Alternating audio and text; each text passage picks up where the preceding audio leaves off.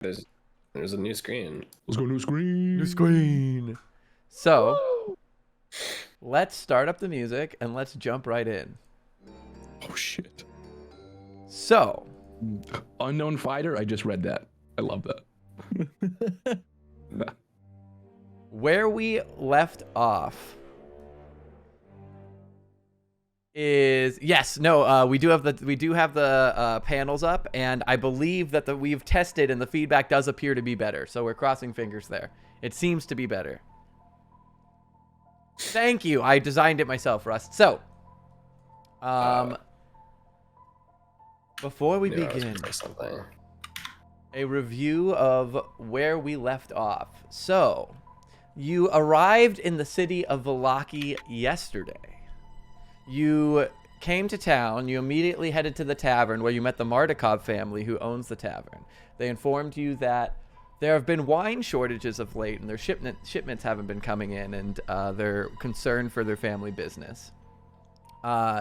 They offered you a discounted stay and said that if you were able to potentially solve that problem, that they would be able to potentially arrange further discounts or potentially free lodging if you were able to assist their business. You also met a half-elven bard named Rictavio who was entertaining the populace in the bar when you arrived.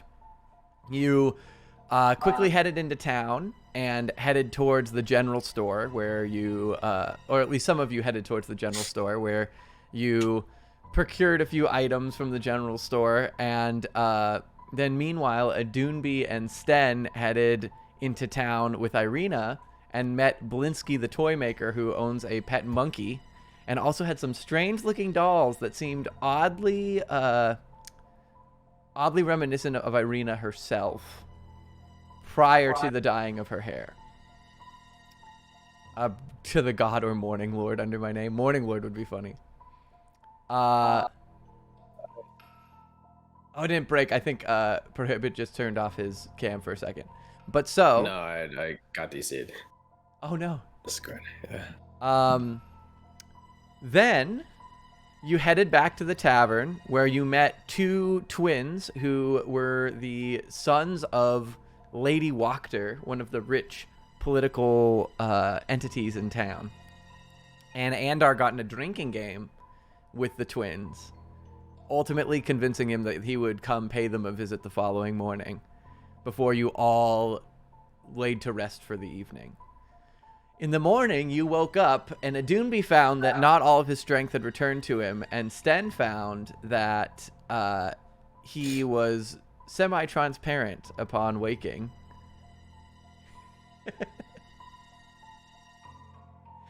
And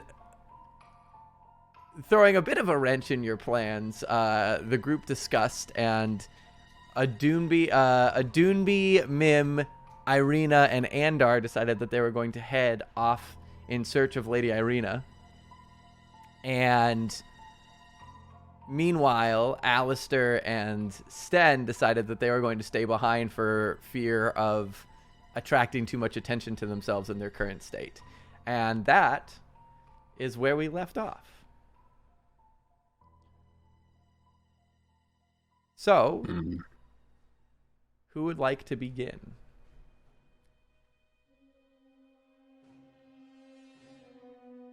I'm going to turn to the group and say, I've had a lot of time to think on this walk to Fiona's house. It seems like it's taken a couple of weeks already.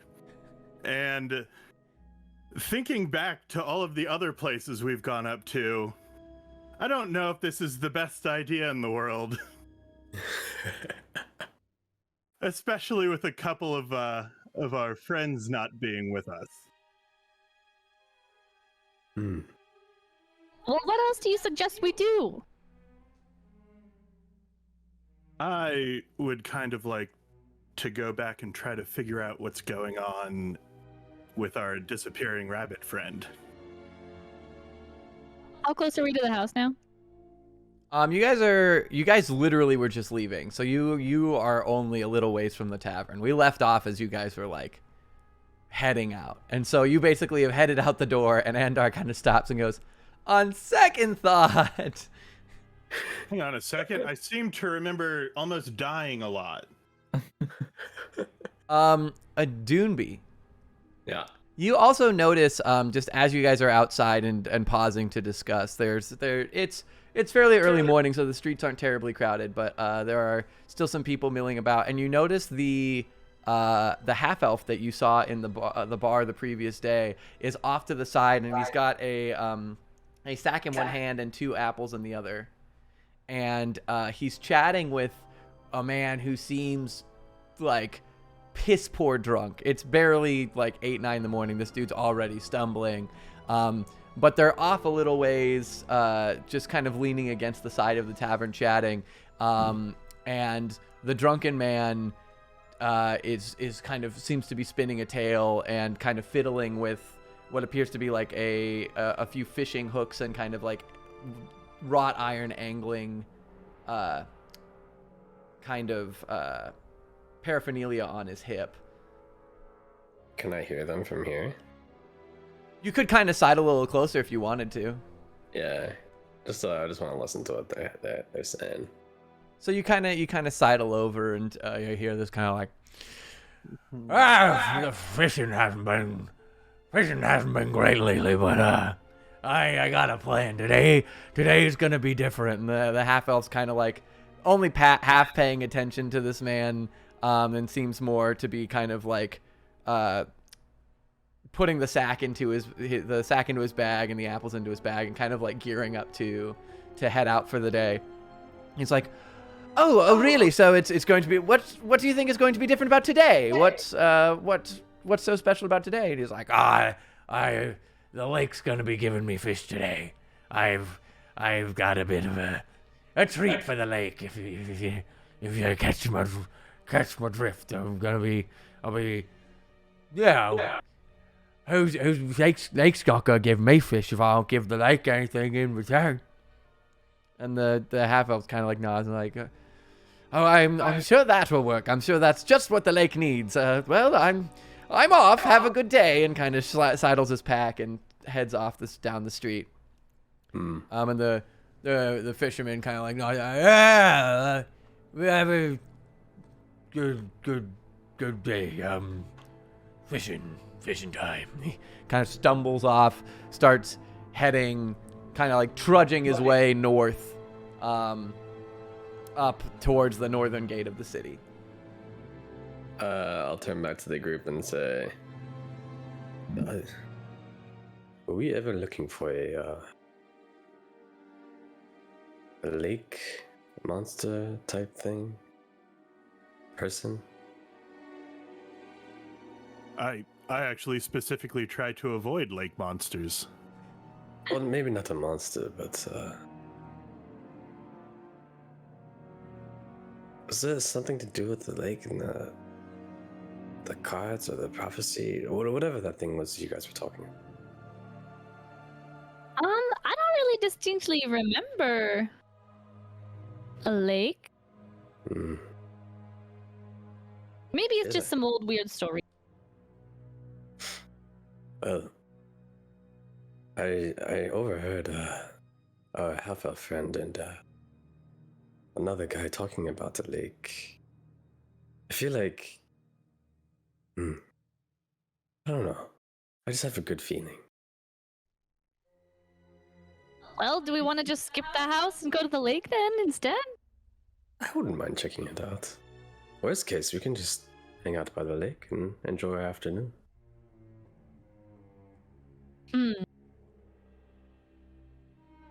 Well, I guess it would maybe, be a little detour, and then we can get our guts up to go to that house. Yeah, I mean, we could even invite our friends, Stan and Alistair. There's no reason why they couldn't come. Can I just get a refresher of what we discussed last time about why they were staying and why we were going to the house? Sten is slightly transparent. Alistair yeah. has no shadow, and they don't want to draw attention to themselves. Yeah. No, I didn't know if they were going to try to figure something out while they were there, or... Okay. That was not discussed. The reasoning you guys were going to the house was because you guys had heard that she was a political figure in town, and Irina still needs you guys are still looking for a place to potentially find some protection for Irina. I gave Andor an hour of advantage on charisma checks in anticipation of talking with them. Thank you for the reminder. Gotcha. And he had kind of arranged with the twins to meet them there at noon. Right now, you guys still have plenty of time. You were planning to head there slightly early, but well, we want the charisma. Is the place where is the house or the estate? Is it like what direction is it? The estate is to the east of you. East. Gotcha. Here, I can actually demonstrate.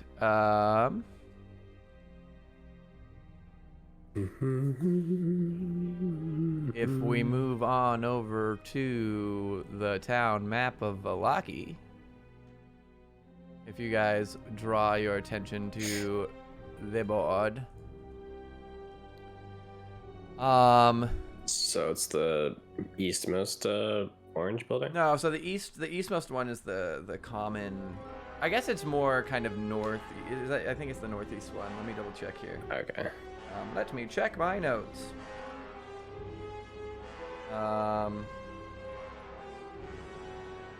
It is, yes, the one kind of northeast of you. So I guess honestly, the fisherman is kind of heading that way as well. Yeah, exactly. That's what I was trying to. Basically, I was just getting at. Yes, the fisherman is on his way in that direction as well. Hmm. And the lake. Where is the lake? Did you say? Sorry. I think it's outside of town. Outside of town, but it's that direction. Okay. Yeah, north. Okay. So. Well, let's go head towards the house anyway, because I think that's where those fisherman-looking people are. Do I notice that fisherman? And Doomby said he walked up to them. So Doomby kind of pointed out that he was hearing somebody, and you could probably see the at least the drunken one. He's pretty easy to spot. He's stumbling. There's not a lot of people out and about yet, and most of them are kind of giving him a bit of a wide berth. Let's go that direction and just see how close we get to the house, and lake is there first, and we'll just kind of take it by ear. Sounds like a plan. I don't think that our friends are feeling up to going to.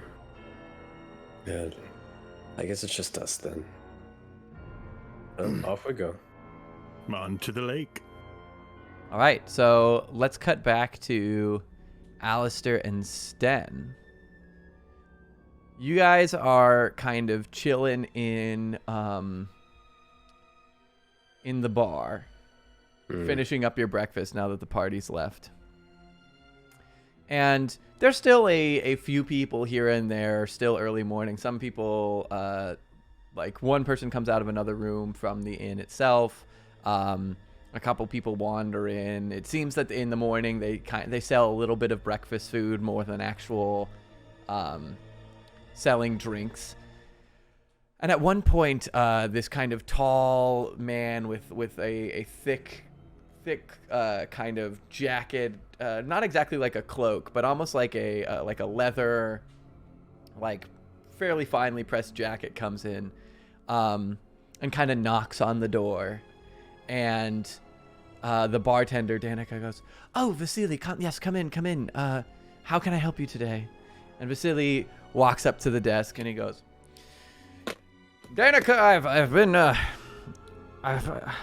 Father Lucian is in a fright this morning. I hardly understand. Well, I've been searching around. He's been desperately asking for help, but I can't find anybody who might be of service. Everyone seems to either be busy or occupied. He says that something's gone missing from the church." And Danica says, "Oh, that's awful." Yes, he doesn't want to draw too much attention to it. He's trying to keep it on the down low. But if you are able to find anyone who might be of assistance, please let me know. I've been searching all morning. It seems urgent, but he didn't want to share details yet. In the meantime, do you have any of your apple pie? Your apple pie is just divine. She says, yes, of course. And so they seem to go through business exchange. And how are the kids? Well, you know, they're doing well, a little rambunctious lately, and they continue to chat. Meanwhile, there's one man who's like from the night before. You guys, Sten, you recognize, was down drinking with Andar, that's still passed out in the corner, just bone drunk, drooling out the side of his mouth. The boys are running around and seem to kind of run into a back room. And you kind of, you get like a whiff of hay and kind of like a little bit of the scent of manure out from the back.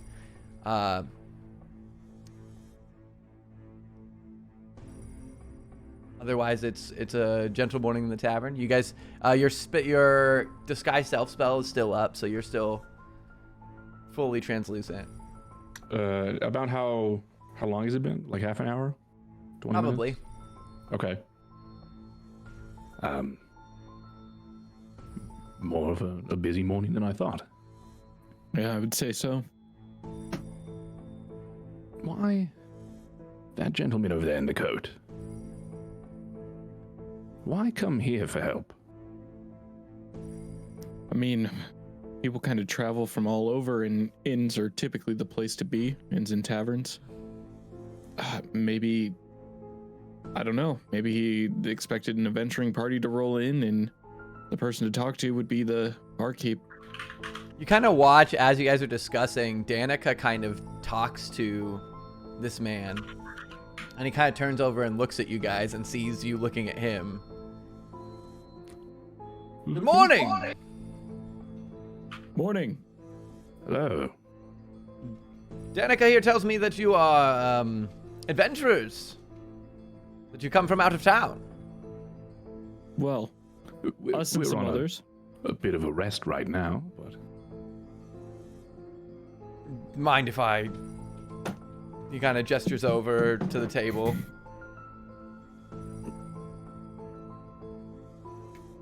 Sit. He sidles up and over and he says, well, allow me to introduce myself. My name's Vasili von Holtz. And, it appears I'm in a bit of a predicament. I hate to ask strangers, but Danica mentioned that you were potentially willing to help with some of her shipment issues, and a friend of Danica's a friend of mine. Have you been by the church? Can't say that we have. No. Oh. Well, Father Lucian is our priest. He runs the parish in town, and I went this morning for my morning prayers, and he seemed to be in a bit of a fright. He said that he seemed slightly more stressed than usual, and I asked what was going on, and he merely said that something important had gone missing, and that he needed some help, but he sent me to go find some. I don't know a great deal of details, but if you're adventurers, as Danica says, is this something that perhaps you would be interested in assisting with? I don't have a lot to offer. I can't speak much to the situation, but I could take you to Father Lucian. Wonderful man. Did he mention any urgency? It seemed so. He seemed stressed, but as I said, he didn't share a great deal of details with me. He just said that I should find help.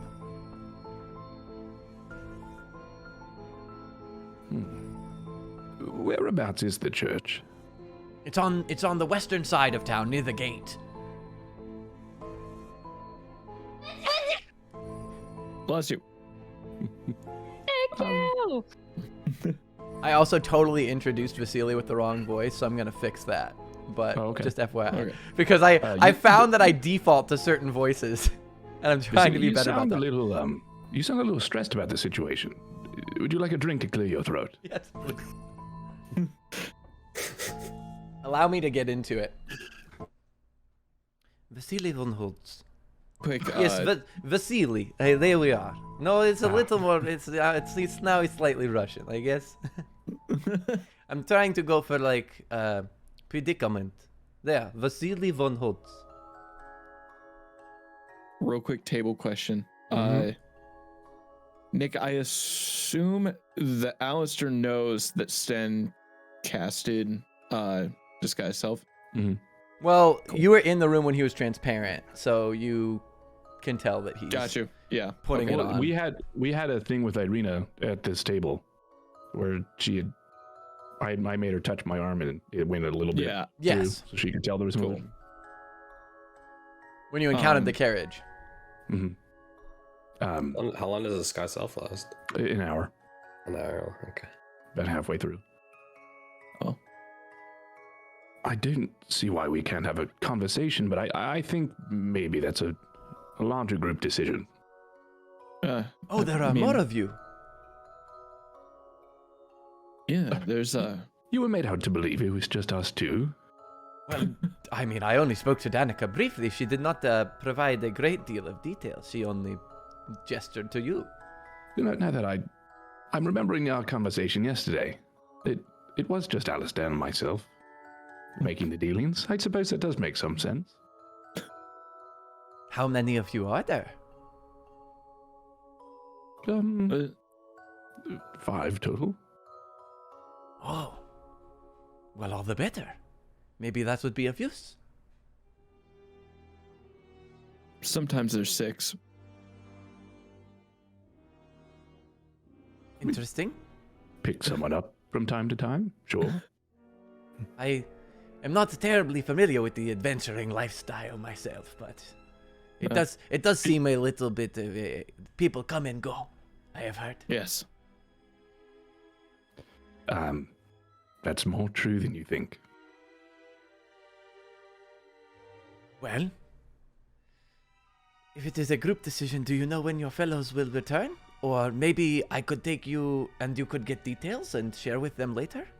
I don't mean to pressure, I just know Father Lucian does a great deal for the city. He protects the parish is the only holy ground in the entire city. People come there for protection and for prayer, and it is considered to be a place of warmth and hope. If there is something wrong, Father Lucian is not one to take risk lightly or panic easily. He has seen a great deal. About how long of a walk is it from here? Probably 10 minutes? Odd question. I find myself a bit exhausted today. I don't want to expend too much energy. That is understandable. Father Lucian might be able to cure you of your ails. He has limited abilities, but he is very good at pickups. I think it might be worth a chat. What do you think, Sten? I'd have to grab something from upstairs to get myself ready, but sure.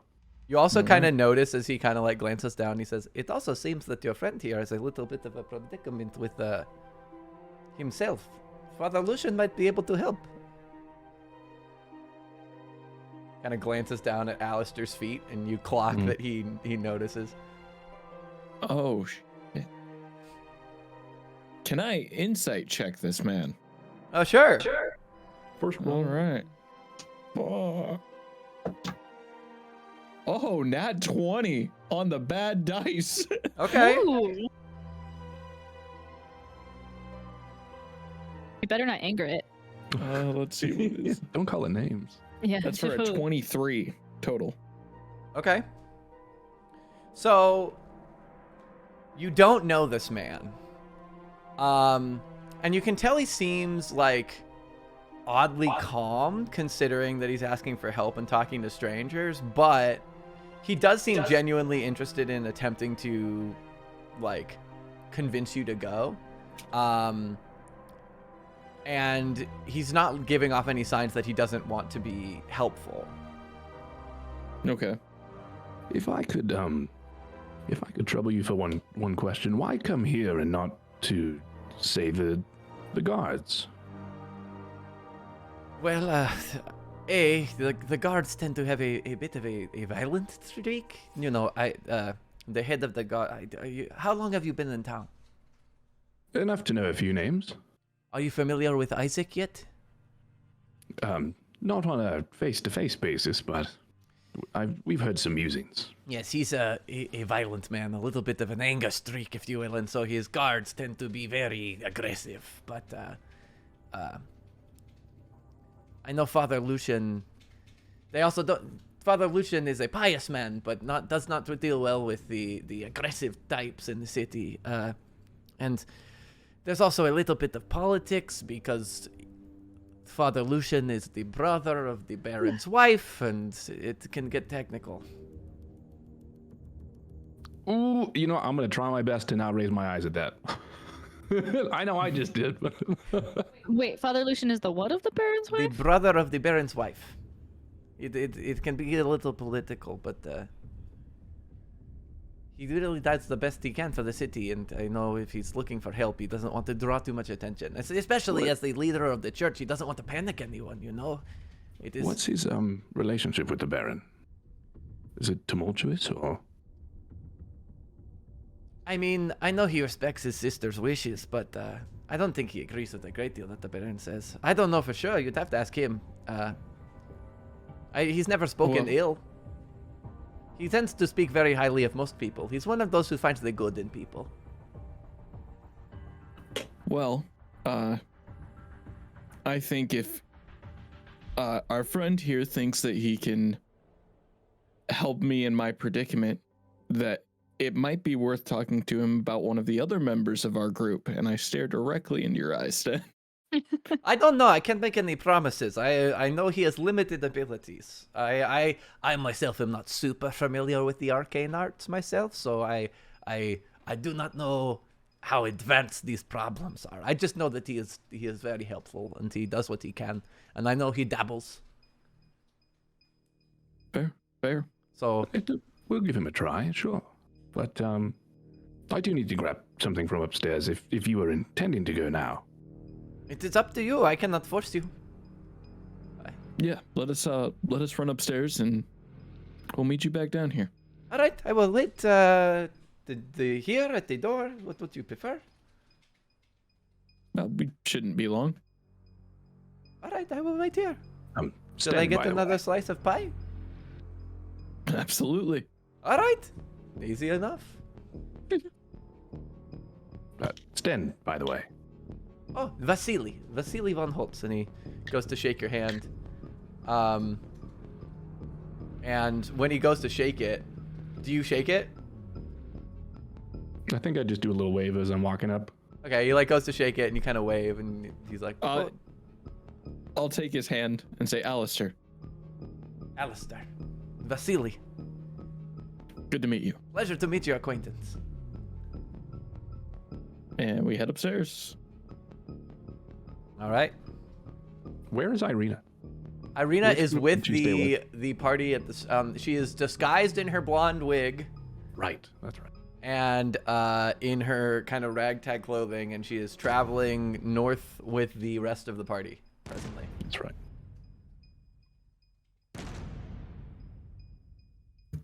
Sten, what are you thinking? There's no way you can help, right? This music. Oh, Sten, I can't hear the music. Hold up. Oh, Jesus. I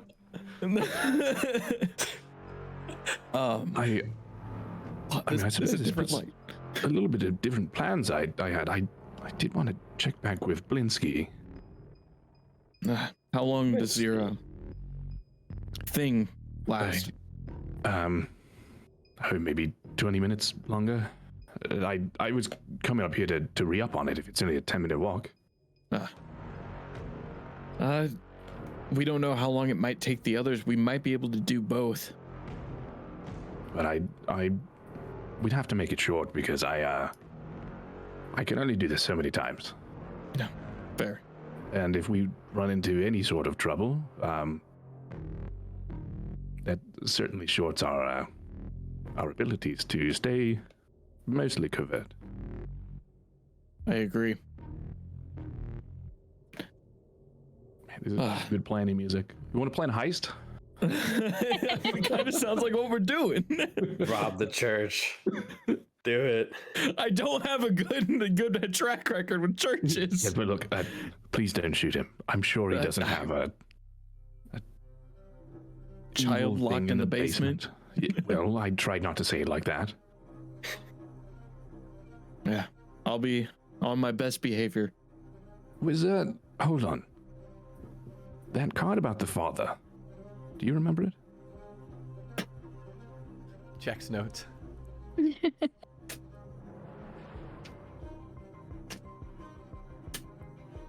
This is good page turning music. Was there? Answer: No, I don't remember it because that page is missing. Oh no! It was something about the father's tomb or something, right? Does that sound familiar? Yeah, I can read it. yeah, to it you. does. Thank you. It's only been just 3 find days. It is. Ghost. Sasha posted it earlier. Ghost look to the father's tomb. Maybe King Brav? Question mark, question mark.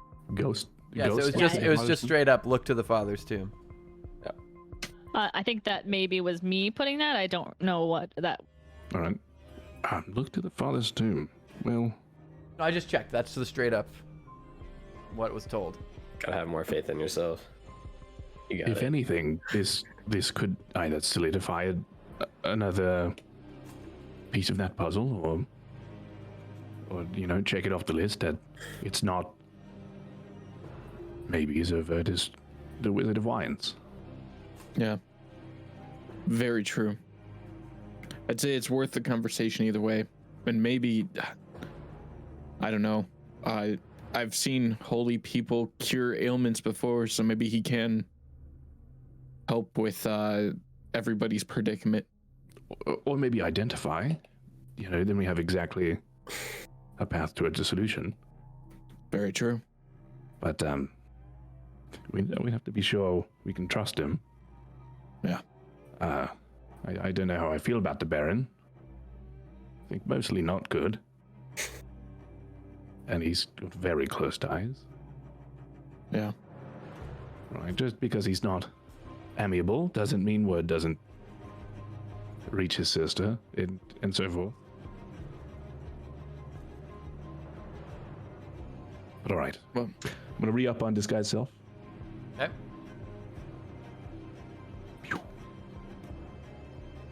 while he's doing that, is there... Is there like parchment or anything in the room at all? You would have some parchment with you. Just as Okay. an adventurer, you'd have some not a lot, but you probably have like 3 or 4 sheets. Damn. And I'll leave his stuff here. Take his very valuable spellbook pages. Well, I want to leave a note for them that we're headed to the church. That's fine. Okay. So what do you want it specifically to say? Sten, I'm leaving a note for the others. Anything I should say specifically? Tell them we're potentially dealing with someone close to the Baron and following a lead from the Oracle. Or whatever she's called. Madam Seer. Ava. We'll say the Oracle. Yeah. I'll get that across. So the note reads in common. Yeah. The note reads, headed to church following potential lead on Oracle reading. Okay. So you leave the note and just kind of set it on one of the beds. Yep.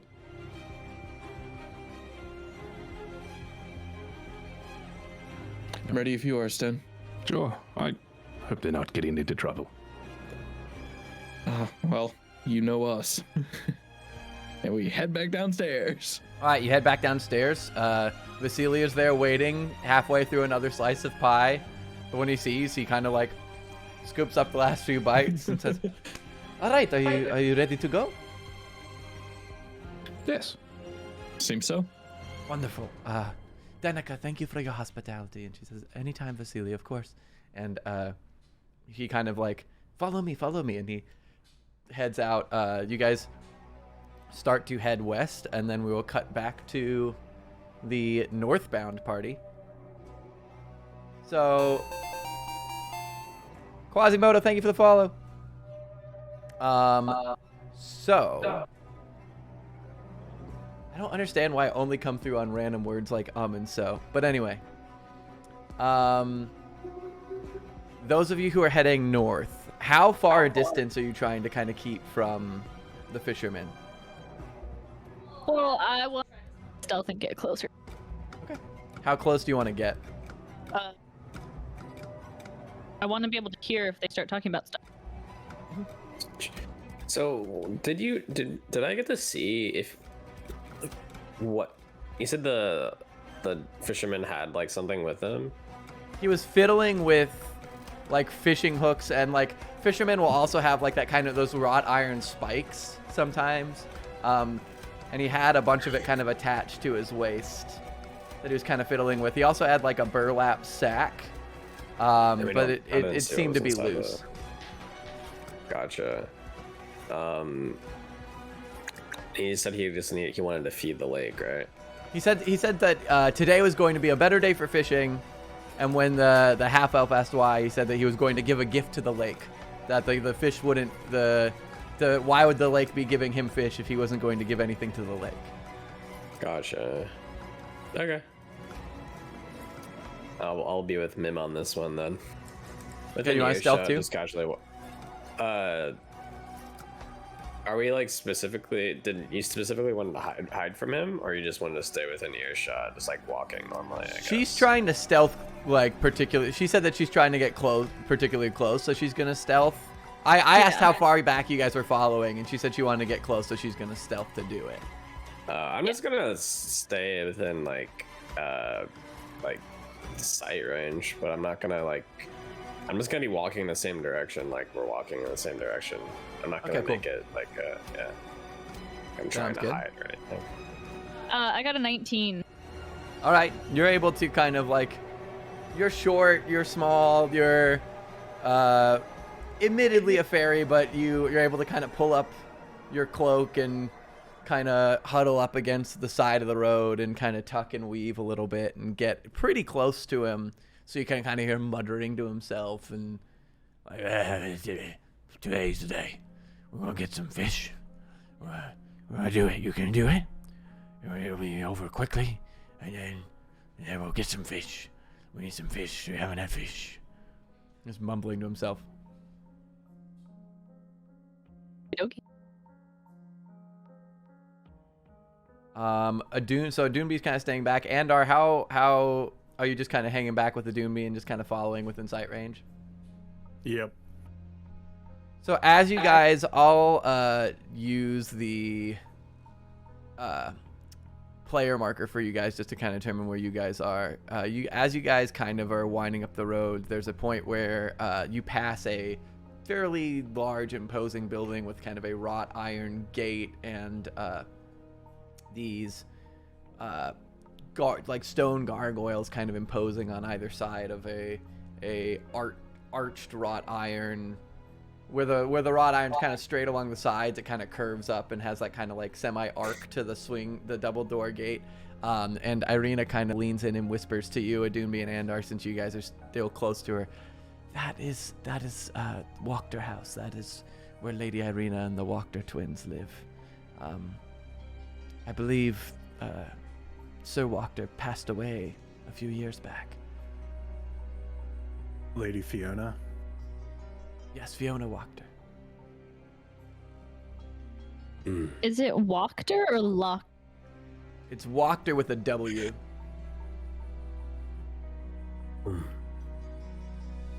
We have to drop by here. When was it again? And I think that visit is best for another time. Those two were drunk enough last night that they're not gonna remember that we're supposed to be over there today. Hmm. Okay. You know more about these things than I do. It's up to you. I've heard that she is a sly woman, very cunning. She could prove a powerful ally, but also a devastating enemy.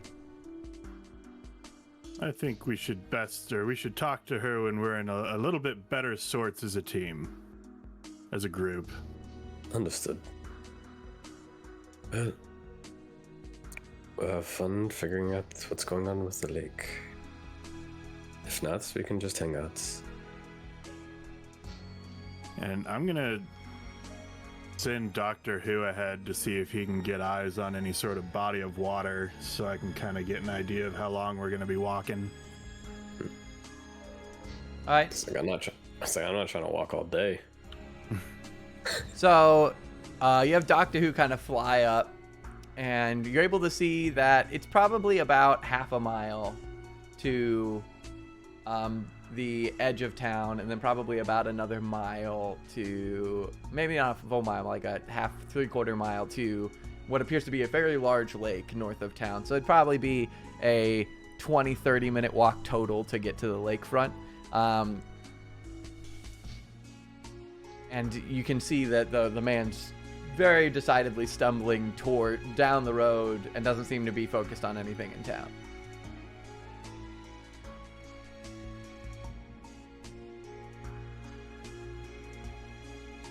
I'm gonna relay all of that information to Adunbi and Irina.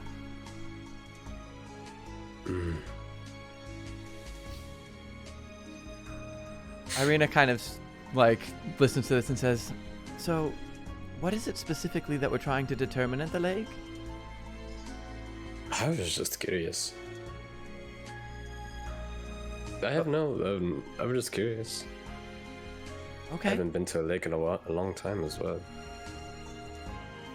I mean, They're very relaxing. you all Have been. you ever been? I can't say I have. I've been to rivers, but I haven't traveled this far west, and I don't believe there's a lake nearby my hometown. There's nothing quite like floating in the center of a lake. You'll have to do it sometime. You do know how to float, do you? Don't you? I can't say I ever learned to swim, actually. Oh. I don't know what they teach people these days. Not knowing how to swim, that's like not knowing how to walk. She kind of chuckles to herself. I think I was too busy learning about various houses and histories and the limited abilities of noble combat, if you will.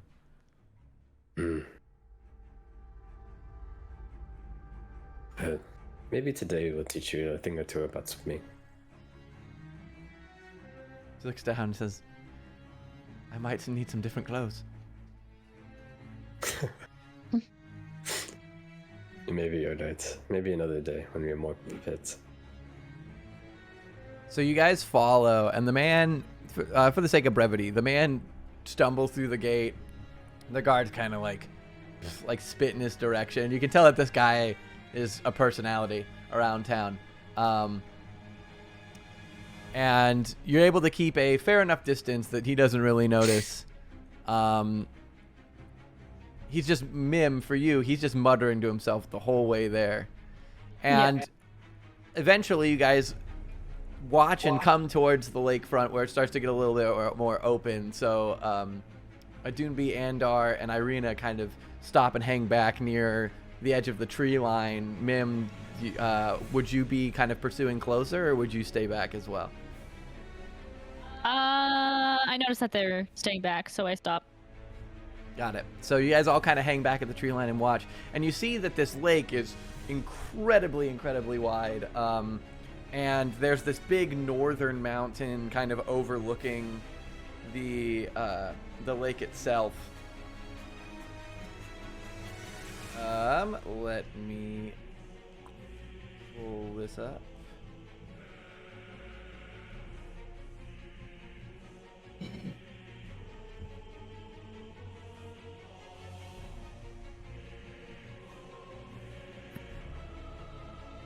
So at the foot of the mountain, nestled in the misty forest, is a large lake. The water is perfectly still and dark, reflecting the black clouds overhead like a monstrous mirror. And pulled up along the south shore are 3 small rowboats. A fourth boat. There's 3 small rowboats kind of moored there, and there's a fourth boat off to the side that he stumbles up to. And as he climbs in, you see him kind of take out like almost like a cudgel, and he kind of like reaches in, and it's tough to see from where you're at, but he kind of like leans into the boat and seems to pull something across, and you hear like some muffled noise, and then he takes this small wooden cudgel and smacks something before pushing the rowboat off from the shore and starting to row into the center of the lake. He smacks just something that we can't see. In the boat, he seems to smack something in the boat. You can see him like reach up and swing down, and you kind of hear like a thud. Does the cudgel look like it has something on it once he lifts it back up? No, it just appears to be a cudgel, like almost like a. It doesn't seem to be stained with anything after like it smacks. No, nothing obvious. Okay. All right. So he's just rowing off into the middle of the lake, huh? He is rowing into the center of the lake. Is Mim still around, or is she? Yeah. Following him into the lake. No, I'm still around for a second. Maybe we could send Doctor Who to see what he's up to. Yeah. I saw him smack something in the boat. I'm just gonna sit down, propped up against the nearest tree, and my eyes will go white, so I can see out of Doctor Who's eyes and hear out of his ears, and just kind of fly over the top. All right, so Doctor Who flies over the top of the lake, and you see him rowing, and he's got a large burlap sack in his boat that's laid out flat across the floor of the boat. And out of the top of the bag, you can see just what appears to be wispy black strands of hair lying against the base of the boat.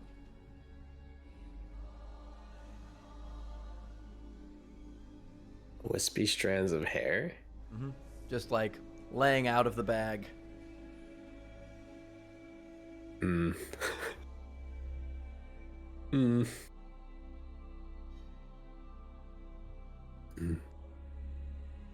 on, I'm checking to see if while I'm looking through his eyes and ears, if I can talk.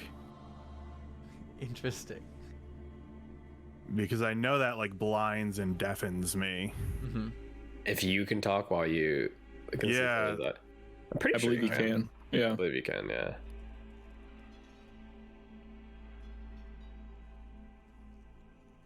Okay, if I can, I'll keep reading this, but there's a lot of text under Find Familiar. Yeah, there is. I'm just relaying everything that I'm seeing to the people around me. Strands of hair. What the heck? That's kind of creepy. Do you think he is sacrificing someone? I don't know. Andar, can you get a... Wait, no, he can't. This playlist is perfectly timed He's every blind time. and deaf, so he can't hear us. Yeah, well, it says you are deaf and blind with regard to your own senses. Yeah, exactly. Yeah, so he's just saying things, and you guys can talk to each other, but not to him. Irina, could you grab a robot for us? So, sure. She kind of starts to head out on the beach. Meanwhile, Doctor Who is watching as he starts to near towards the center of the lake. He reaches over and cinches up the bag and kind of leans down and begins to hunker underneath it and lifts it up. And it seems to form into his arms almost as if he's like marriage carrying someone in this sack. And he seems to turn towards the lake itself. And Doctor Who can kind of hear him start to mutter to himself. And the boat's kind of rocking back and forth from the weight of him trying to pick up this sack. I'm gonna fly down as Doctor Who and start flapping my wings in his face. I'm gonna pick up and carry him to the boat. If they just like smack me or like, you know, give me a backhand on the shoulder or something, will I be able to feel that? No, because you would be... Your senses are still that of Doctor Who's. So until you come back... Isn't it just blind? Isn't it just sight and hearing? I think it's just deaf and blind. Is it? Yeah. Can Yeah, you I was I was thinking experience I was gonna slap you across the pain while in a familiar? 5e. I'm not trying to like wait. I'm not trying to like. I'm just literally trying to carry you to the boat so that we can still hear you talk while you're doing the Doctor Who thing. You might come back if someone's like picking you up because you're like, wait, what the fuck is going on? But I think I imagine if they slapped you or whatever, we'll say that like you can tell that it's almost like a second, you know, like the twin telepathy thing of like you feel pain from your twin. I imagine it's a lot like that. All right, I'll like kind of snap out and telepathically tell Doctor Who to like try to distract this drunk guy. Let's see how that goes. Are we from where we are? Can we also see now kind of what's going on? And that who is?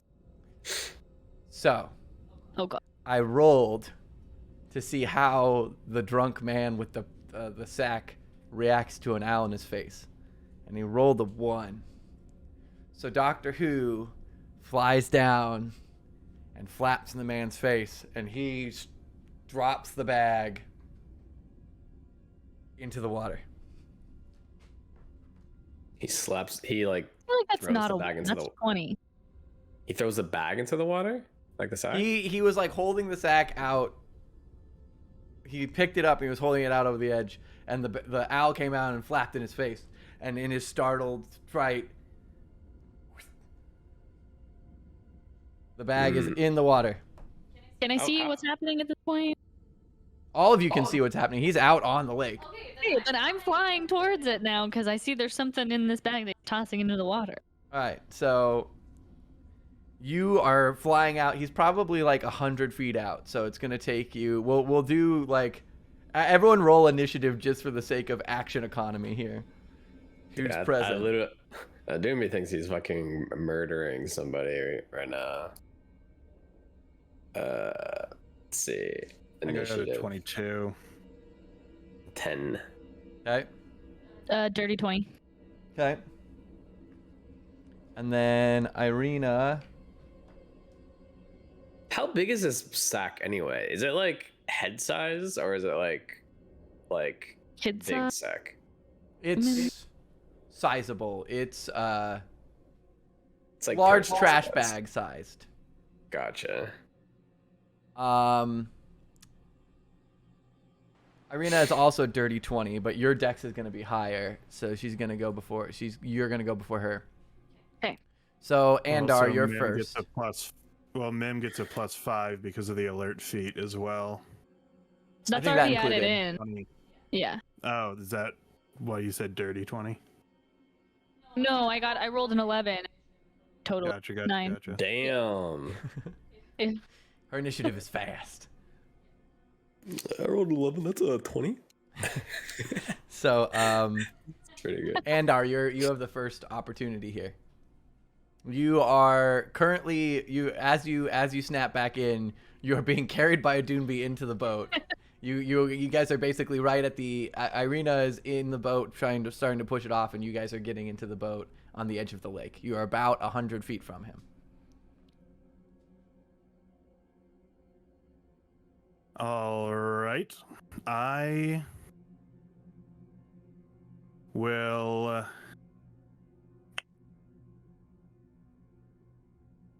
sorry. I will wait, we're in the boat? I'm sorry. Yeah, you guys are getting into the boat on the edge of the lake 100 feet from him. All right. So once we hop into the boat, I'm gonna cast Shape Water and cause a current to take us in the direction that we want to go. All right. How Ooh. fast does that current move? Does it tell you? I don't know. Just kind of give us like a jump start. Roll. You Like a- instantaneously move or otherwise change the flow of the water as you direct. Okay, so then I'm going to say that you're able to create a fairly fast flow with that. It does say the movement doesn't have enough force to cause damage, so it's not like a tidal wave. No, but that would still be like currents enough to suck people under aren't damaging. The water's damaging. So like I imagine it's still fairly strong. Roll me a d20 and add your Arcana check, and let's see, like that'll kind of determine a little bit of the speed for me. 19. Okay, so I'm gonna say that you're gonna be able to get to him after this round, basically. Like you're doing this thing, we'll go through a cycle, and then you'll be there. Which is so you'll gain 100 feet in 6 seconds. Wait, holy cow! So they're gonna be faster than me. Probably. And well, you can dash because you'll be able to dash to 60. Twice. You can dash twice. You can dash like 190 I'm dashed. feet, Oh, right?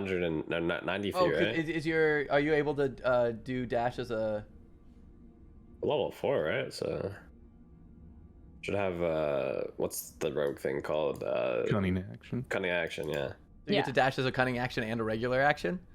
It's a bonus action and an action. Yeah. Yeah, so then you can get there. You could get there in one round because you're a rogue. So you can whoosh. Okay. Yeah, action dash, bonus action dash with cunning action. Thank you, Anfern. So that brings it to you. Unless Andar, is there anything else that you wanted to do? No. Cool. So Andar is pushing you guys along. Mim, are you just dashing straight to him? I was gonna dash to try to grab the thing that's going in the water. That's Got it. So you're Where able is to it floating? dash right to the spot where she dropped in. yeah. And you'll still have 20 feet of movement left. So you could try and dive in and grab her. That's what I'm trying to do. Okay, so roll me. Feel really. Roll me a dex check. But Okay. roll it at disadvantage because it's underwater and you just double dashed. Did you say grab her? Is that what you said? Yes, like she's trying to grab the sack underwater. Yeah. What? Why are you judging me, Seth? Am I doing something Nope, wrong? It's not you. It's not you. It's what I heard. Oh.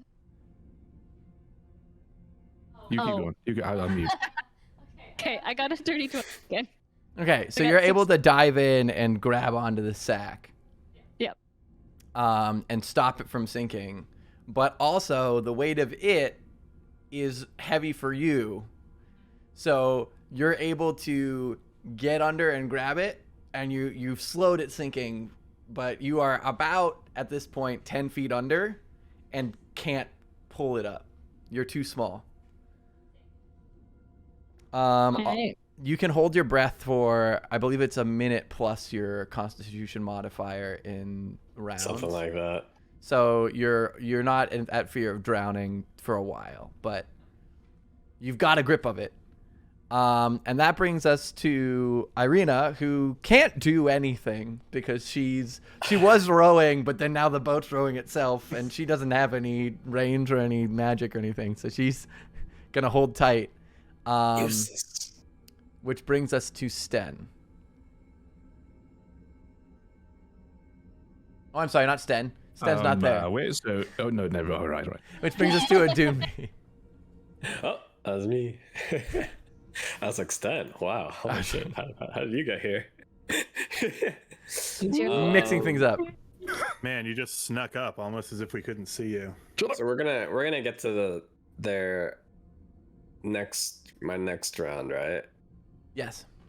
At this point, considering it's been most of the round, you're probably 30 to 40 feet away. Okay, I'm gonna 30 to 40 feet away. Swimming is half movement, I believe.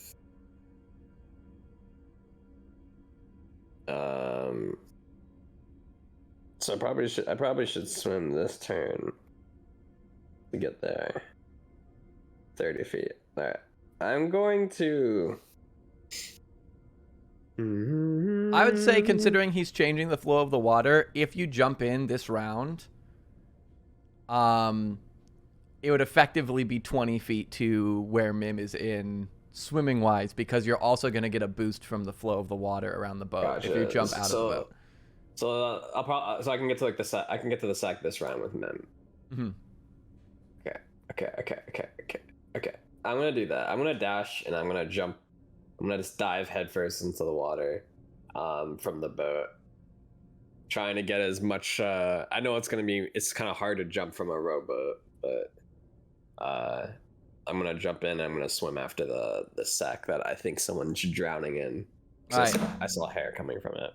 Because of Mim kind of semi-holding it, so Mim's still kind of slowly sinking. Like, you can tell, like, Mim's wings are flapping. She's struggling with it. She's trying everything she can underwater. Looking at her like wide-eyed, going like... She's still kind of like... It's like...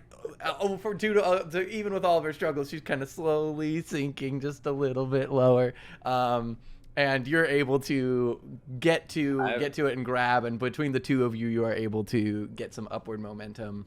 I have 70 feet of movement with a dash. You said it's 20 feet. It was 20 feet. The sack underwater is like 20 feet away from me. So I'd have like 15 feet of movement left. Right. I would say it would be half, and then you're technically encumbered, but because Mim is also helping you, I would say you're able to surface. Okay. And then that's kind of the end of your movement. Because it's about 10 feet. Normally it'd be like halved again, but Mim's helping, so we'll just round it out. Gotcha. Okay. Oh, that's the end of my turn. That's all I can do for now. As you guys pull out the bag, you do see wet hair kind of floating out of the top of the bag. And we go back to the top, which is Andar. The owl is still beating the crap out of this fisherman who's cursing and like birds. Get out of my face! What's the matter? God. I'm just gonna let Doctor Who keep doing that. All right. And I'm sorry, what's the situation in the water right now? They have all surfaced, and they have a bag that hair is coming out of the top of. I'm gonna try to pull that bag into the boat. All right. Roll me a strength check at advantage. Actually, an athletics check at advantage.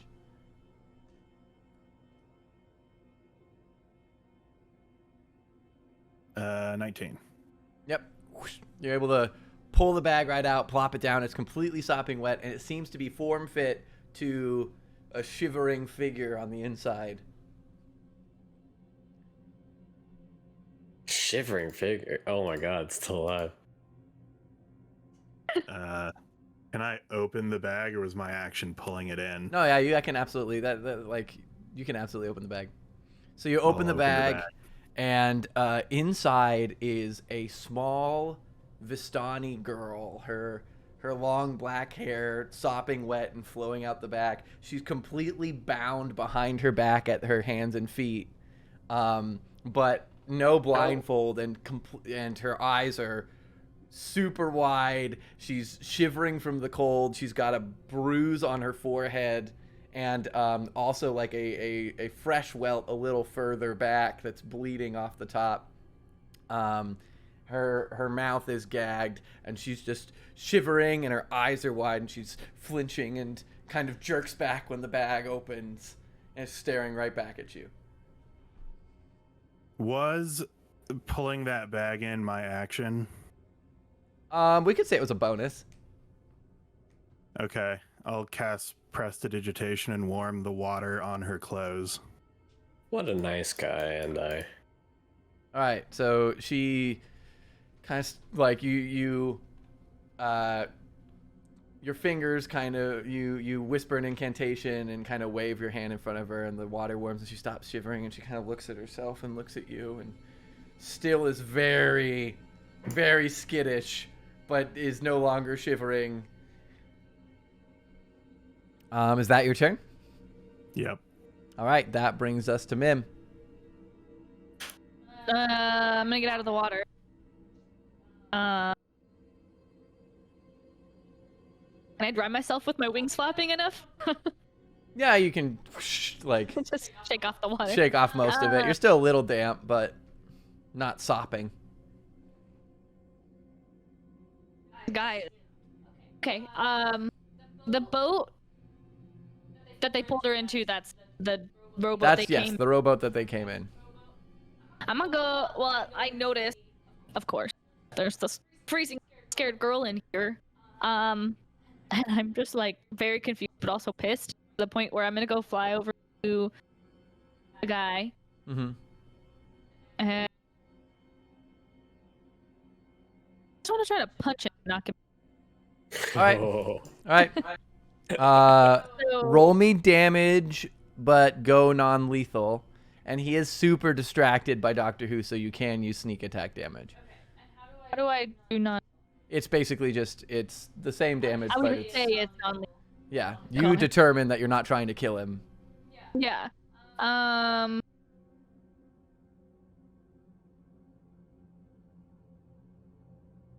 Sorry, hold on. I gotta remember how to do this again.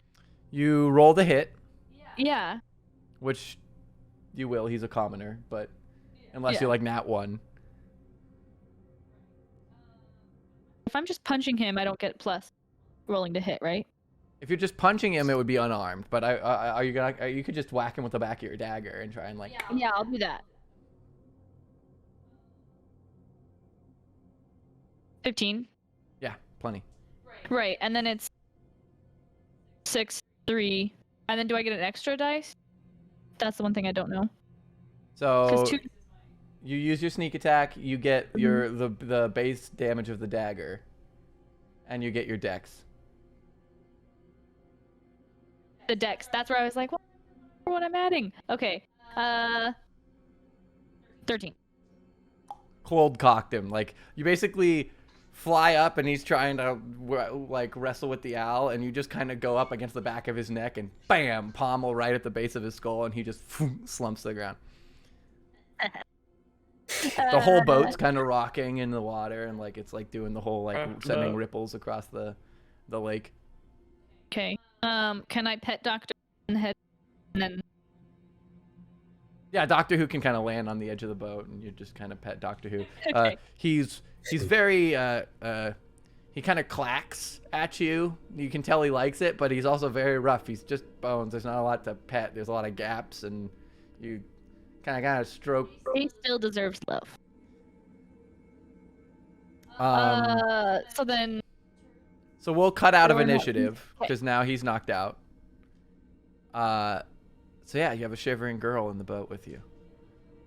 No longer shivering.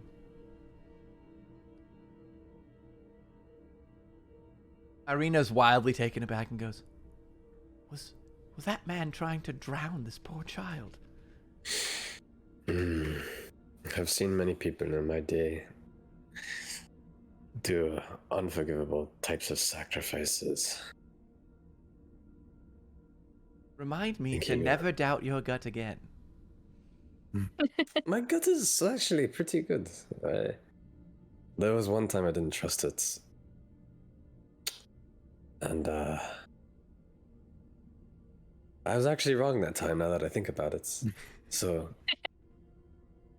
All I right, guess then I'll I guess I'll always just- trust my gut. I'll trust your gut most of the time. Well, I didn't trust my gut one time, but then I turned out to be right to not trust my gut. So I'm I going guess to I should stop you always there and say trust maybe we should deal with the mine. small child in the boat. God, sorry. While they're doing this, I'm taking some rope out of my bag. His arms and. Okay, she said she's tying up the guy in the boat, and binding him. Does somebody have a dagger where we could cut the rope off of this girl? Cut the rope. I've got a short sword. That'll work. She hands it over to you. Oh, you want me to do it? Oh, I mean, I just assumed. Sorry. And she goes and she, like, very carefully trying not to make sure that she doesn't accidentally catch the girl, because the girl's frightened, especially considering you just took out a sword. She's like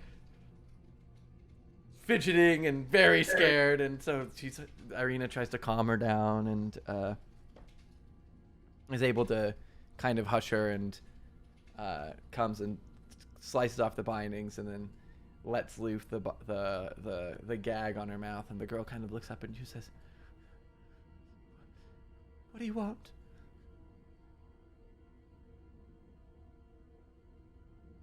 Well, we don't want anything. We just want to help. We saw you being attacked and came to your aid. Are you okay? How are you feeling? She like kind of squirms away out of the bag. I don't know. I've been in that bag for a very long time. What day is it? That's a good question. I have no clue. After brief conversation, you're able to determine that she's been in the bag for a little over a day. Okay. And I was going on an evening stroll when that man he accosted me and he knocked me out. I woke up bound and gagged in that bag, and he said he was going to sacrifice me to the lake for fish. I just want to go home. Do you know Luvash? Take me back to Luvash, please. He's my father. He lives just outside of town in the Vistani camp. The Vistani camp? Visage, you said. Luvash. Luvash is my father. Luvash. Just outside of Vistani camp. Yes, it's what direction from town? It's checks notes. It's just southwest of town. It's just outside the western gate. Of course. We can help you get there. Vallaki doesn't could we go around? Vallaki doesn't particularly like Vistani. Doesn't like Vistani? They're not particularly warm to my people. Of course. Yes. Let's get to shore and we'll take you there. Meanwhile, What should we do with knocked out guy in the other boat? How far is this boat from? at this point, you guys are about 100 feet from shore. No, but What do you do with a drunken sailor? It's a great question. Sounds like a song. What do you knock do him out with the and throw him in the drunken lake. sailor? What was your question then, Mim? The distance between my boat and their boat. Oh, it's like 5 feet. Oh, so I can hear all that. Yeah, absolutely. You're very much within earshot. You guys, when he dropped it right in front of his boat, because he was ready to throw it in, but then the owl got him and he basically just bungled it and she fell in. But so in order to, when you guys got the boat to where she fell in, it was right next to it. Yeah. Well, I'm gonna look through his pockets first. Doing that same. All right. Well, I guess we could throw him in the lake like he was trying. I don't believe violence is the answer here. Besides, Let's just tell the Vistani who did it, and they can determine what they want to do. I feel like people don't just do these things for no reason. I don't hear about sailors just willy-nilly trying to sacrifice people. There might be something bigger at play here. Mim, as you go through his pockets, first off, this man smells terrible. It is very clear that he hasn't bathed or showered in a while. Secondly, he has absolutely nothing in his pockets except for he's got the fishing hooks on his hip. He's got an empty burlap sack, which has a couple of worms and random bugs in it, which clearly he uses for bait. And he's got like two 2 copper chilling in his pocket, and like a half-eaten apple. Taking the 2 copper and the apple and stuff. Let's bring him to shore. And we could, is there like a so at this lake, is there like a shack or anything? Or is it just like, just the shore where people have like their rowboat boats and stuff tied up? So you notice oddly that not only are there no buildings, but this lake, other than the kind of little bit of activity that you've caused on it, is very still. There's no like fish coming up and grabbing bugs. There's no like people. There's no activity. There's the 2 previous rowboats that are still chilling on the shore, the third of which you're in, and then there's this boat that is clearly a little bit more dinged up and utilized and seems to be probably this man's boat. And on the northern shore, you notice that the forest is much thicker than on the southern, and it kind of rises up into this big mountain that's overlooking the lake. But there's nothing here, and the lake is oddly still for as large as it is. Let me... Is there anything I can...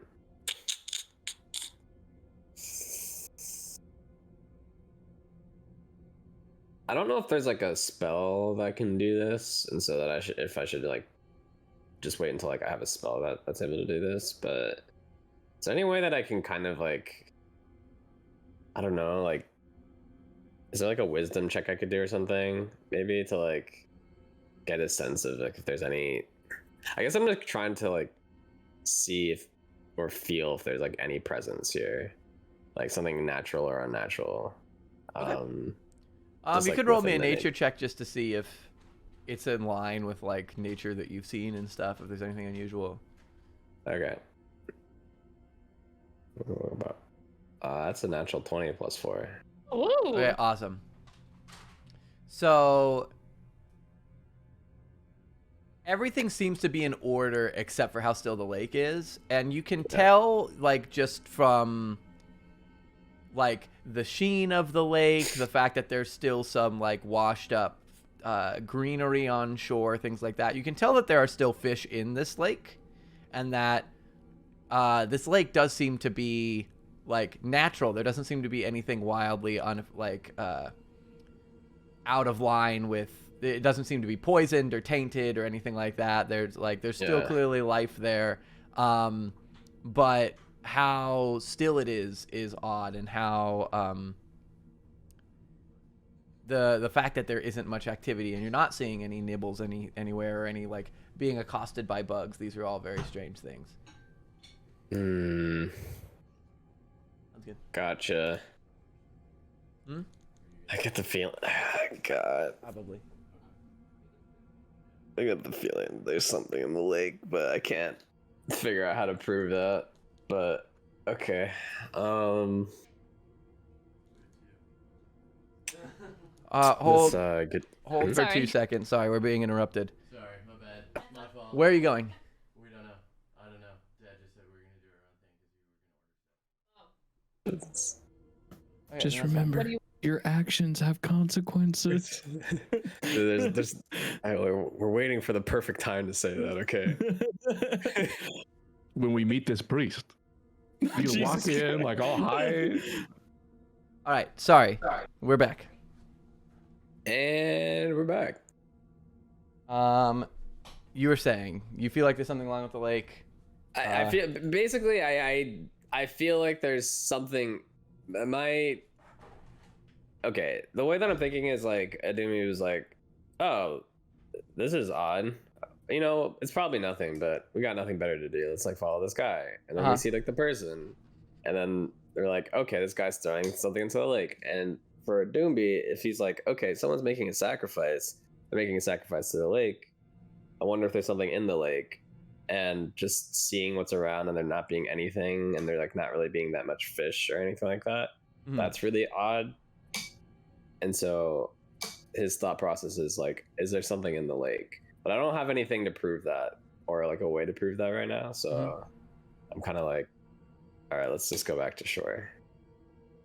That's where my head's at. That's what I'm trying to think of. But why don't we go back to shore and maybe we could tie him up somewhere. Yes.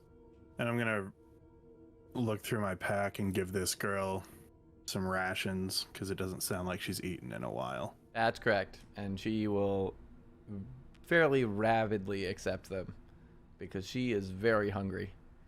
I will give her 2.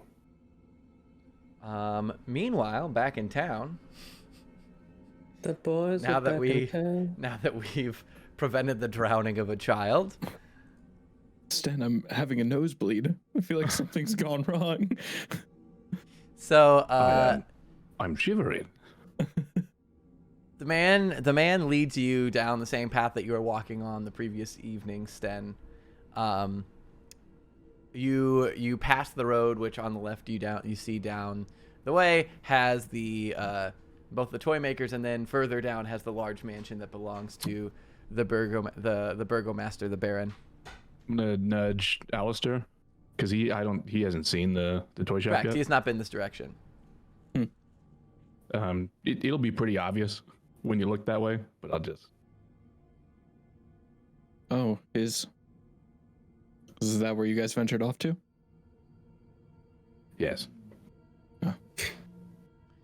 But Vasili kind of leads you, doesn't even take notice of the street, just continues walking, and leads you towards the western end of town. And as you start to approach, you can start to see the gate in the distance, and there's this large cathedral on a small hill kind of overlooking the western section of town. And similar to the one in Barovia, it's got a graveyard attached on the side. And you can see as you approach that there is a fairly stocky lad, probably like mid-teens, early teens, with a shovel out digging a grave when you approach. But the slouching centuries-old stone church has a bulging steeple in the back and walls lined with cracked stained glass windows depicting pious saints. A fence of wrought iron encloses a garden of grainstones next to the church, and a thin mist creeps among the graves. And there are a few people milling about, coming in and out of the gate, and it has a short staircase leading up to this large oaken set of double doors, each atop with a stained glass circle that's kind of the symbol of the sun that you've seen, that seems to represent the morning lord. And one of them is slightly ajar, and people are kind of filing in and out.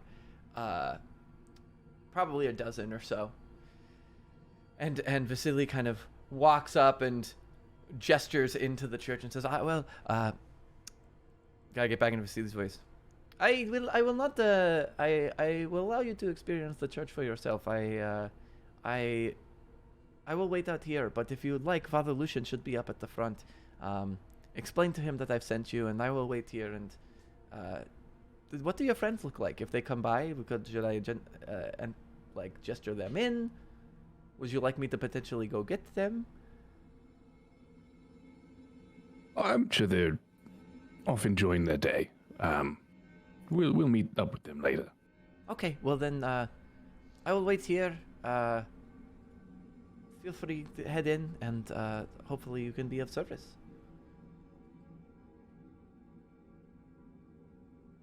All right. Sounds good. Alistair, you first. And I will walk up to the doors and push them open. I'm gonna try and cast a bigger shadow behind him a little bit. Like I might walk a little too close. The one door is already cool. ajar, so you're able to just kind of file in as some people are coming and going. But as you come in, you can tell that this structure is old. Like, this is one of those imposing churches that has stood for a very long time. All the wood, there's like a couple cracks here and there in some of the stone structuring, and the wood pews are very well worn. There are still probably 6 people spread around the front of the church, kind of in various states of prayer. and there is a fairly portly man dressed in a long white robe up at the front, swinging a little lit incense burner and kind of speaking to a small child up at the front. As you guys approach, you can kind of hear the little voice like, "Father Lucian, I'm hungry. Can I have another biscuit?" And Father Lucian is like, what's his name? Boy. Here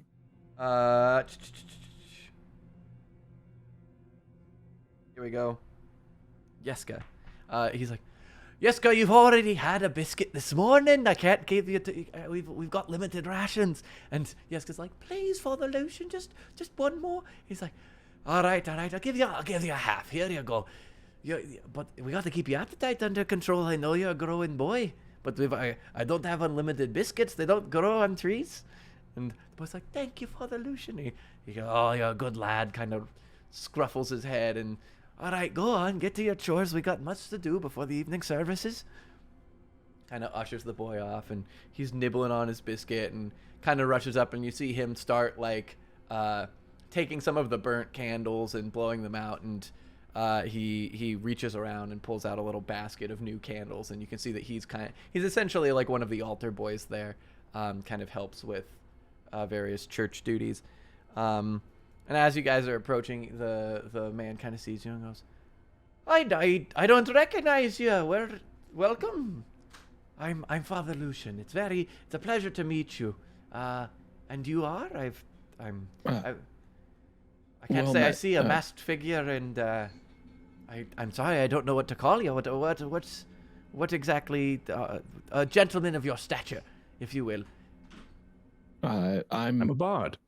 A bard? Alistair. And what instrument do you play? I play a few. I've got some stringed instruments. I've got a drum. I've got. Sorry, before we walk up, can I make sure that the lighting situation, that my shadow is crossing Alistair the entire time? Yes. Okay. I'm pretty much assuming that you're trying to run defense on his shadow. Yeah. As you defense. stated. Play zone defense on the shadow situation.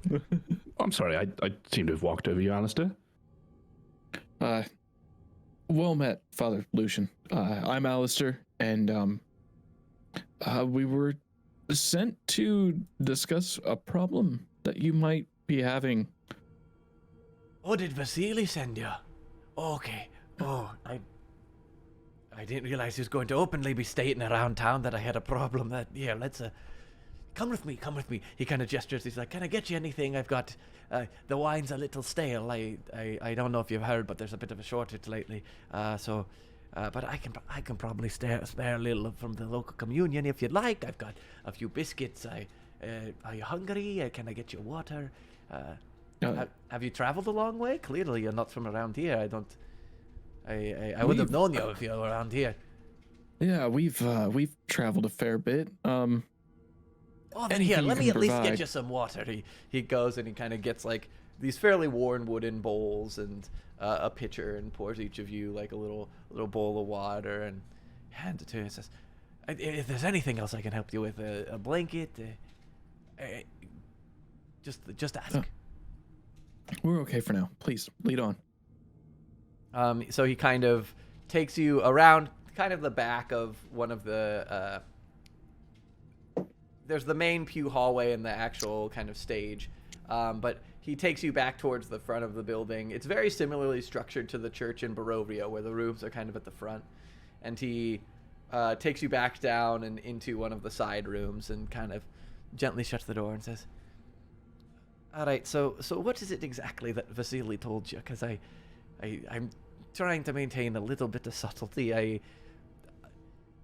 I know you're not from around here, but this is a beacon of hope for many people, and if anyone hears that there's trouble afoot, it could cause quite a stir. So I'm trying to make sure that the word is kept fairly quiet." If it's any consolation, Vasili was pretty discreet. Wonderful. We heard it third party, but he was around them and dressed probably a few other people other than us. Wonderful, good man, that one, Vasili. He's a trustworthy fellow. He's very helpful with the parish. So But he's alerted us to the fact that you're missing an item from the church. so he did get into a little bit of specifics, I see. So, yeah, I know you're not from around here, but this church is considered to be one of the most protected places in the city. There's a famous priest. I'm not sure if you have you studied your religion. I'm not sure how religious either you are. Are you familiar with Saint Andrew?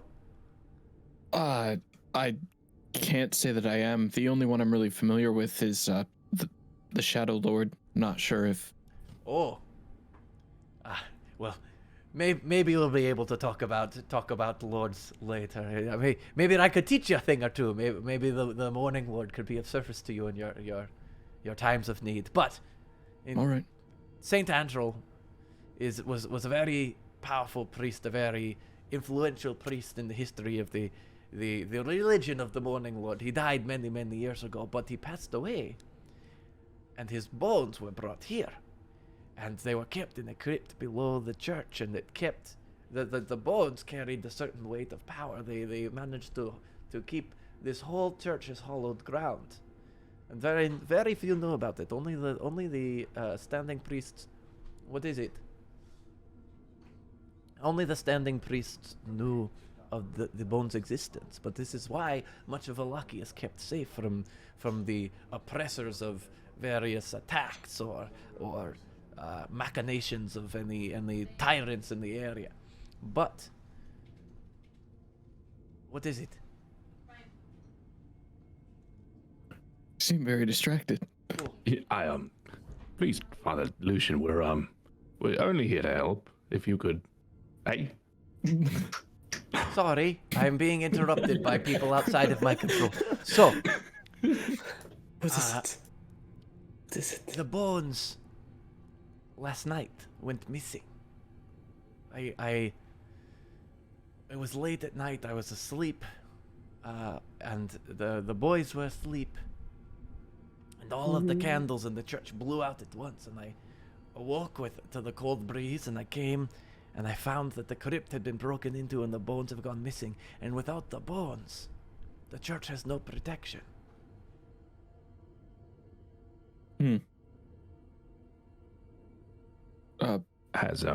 Has today been anything different than yesterday, save for last night? So far, nothing of note, but I'm trying to keep word low, because if word were to get out that we were potentially vulnerable, I imagine that there would be a great deal of concern. And he sees that one of you has kind of finished your water. He goes, "Here, let me get you another." Here, pours you another thing of water, please. Are you sure you don't want wine, biscuit? I can provide anything. I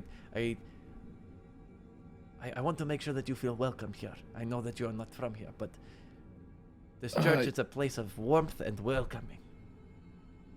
You know, maybe a little wine would be nice. All right. Like I said, I warned you, it's a little bit on the stale side, but he kind of goes and let me be right back. He steps out.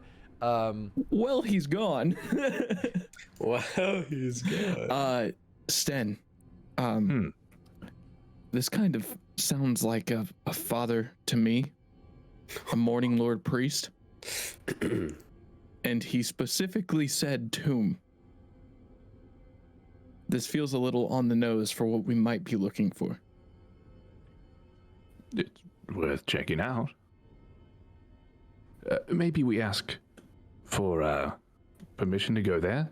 Check out if the perpetrator left any clues. Yeah, sounds good to me.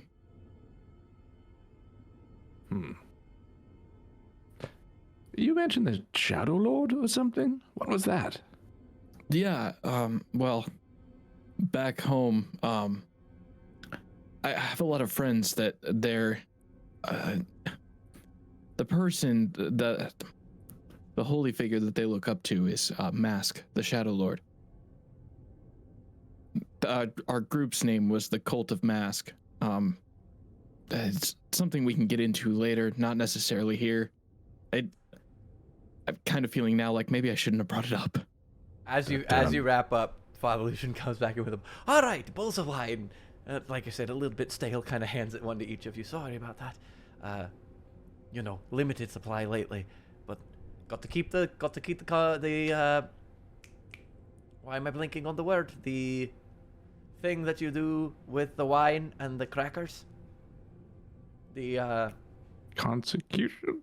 Yeah, that's what I'm thinking. What? The act of it is like a The player character is a holy man. Well, say you said the word. That one. Not the confluence, but you know what I'm talking about. That one. Communion. Thank you. You got to keep the communions flowing. Yes, priest. Definitely a priest. Completely understandable. He's a priest. I'm not.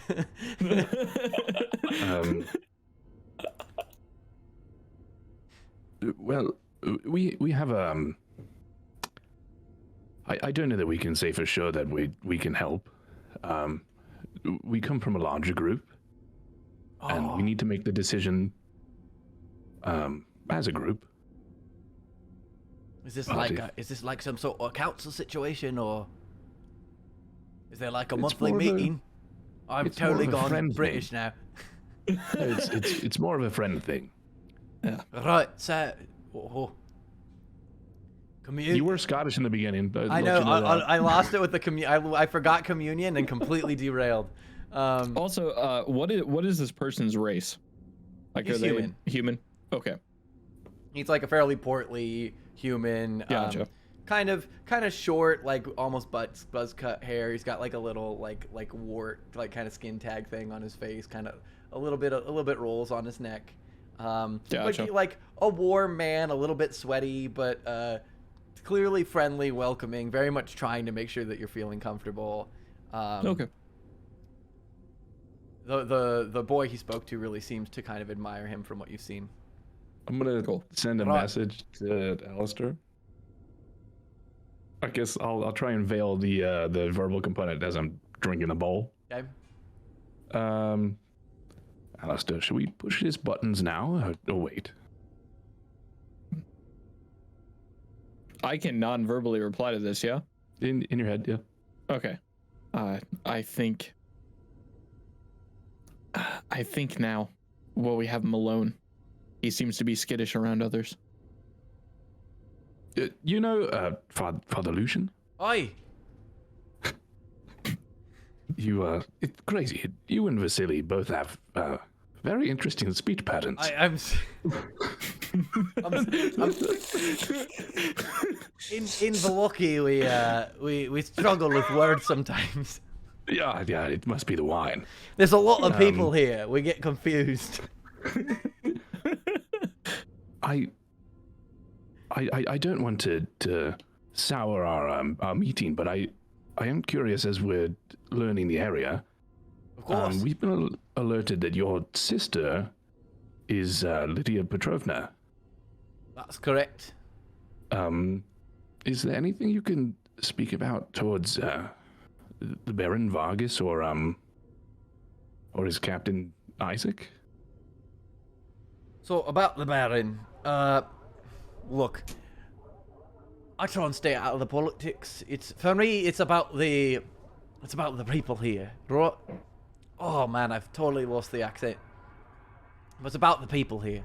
It's about what we can do as a parish for the people and make sure that they're safe and welcoming. And although the Baron's got his festivals, as long as they're bringing joy to people, I just try and stay out of it. I don't have to like the guy. I don't have to, as long as my sister's happy and he treats her well, that's good enough for me. Are they bringing happiness to people? Well, it depends on who you ask. Some people really enjoy the constant festivals. Others, not so much. It really depends. I seem to have noticed there's no posters in the church. Right, well, I think it's a little bit insensitive to be advertising constant celebrations in a place of worship, you know? It kind of lessens the mood of the religious vibe. If people are coming here to escape, if people are trying to get rid of their problems, if the problem's a festival, that's not really great. So half the people don't really like him. I'm trying to make sure that everybody's happy here. If people have an opinion of the festivals, that's their own business.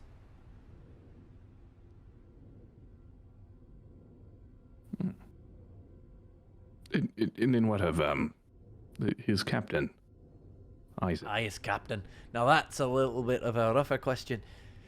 I think the poor man's lost his way. He's given in to some of his more base, violent tendencies, but I believe he went through a little bit of a trying childhood, and I feel for the man. You know, he's got his arm. A lot of people judge him for that. Not of any fault of his own by any means. And it's not something he can control, and so you feel bad for the guy. A lot of people draw some conclusions, and I think eventually it just got to him. He kind of broke down. I'm hearing a lot of his violent tendencies. Does he ever act on them? Well, you know, if you break the law, then it kind of gives you a bit. There's a bit of an excuse, you know. I think that they. Like I said, I don't want to speak ill of any of the guard. The guard are good people. They serve well. They manage to keep the city safe, even with some of the revelry and decisions going on, and you know, political differences. They do a good job. They're a good group.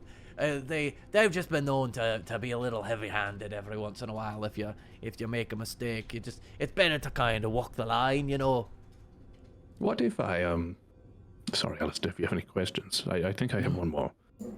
What if you were forced into a deal with the captain that you didn't want to see through? The deal with the promised captain? violence. Sure, and he promised violence. What would he do?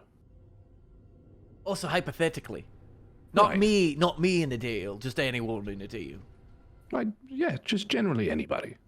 I mean, I don't know. I haven't done a great deal of deals. As a priest, you know, I try and stay impartial to these things. But Sure, so maybe you've been giving him favors, hypothetically, all right. and he wants more, and so he tricks you into a deal that you don't want to see through, and he I promises imagine violence. Knowing him, Does he I act on imagine that? it would probably go fairly south fairly quickly. I know he's like I said, I feel like the poor man's lost his way. I've tried to help, but he doesn't come back anymore. I can't force him back to the church. You know, people come here if they want to absolve themselves or escape or find a better path, but I can't force anyone in the doors. And it seems like he's, for better or for worse, decided he's going to face it on his own. Knowing the man, I imagine if you crossed him the wrong way, he'd probably give you a bit of a reckoning, that one. Unfortunately. I'm hoping he finds his way. I'm hoping he figures it out.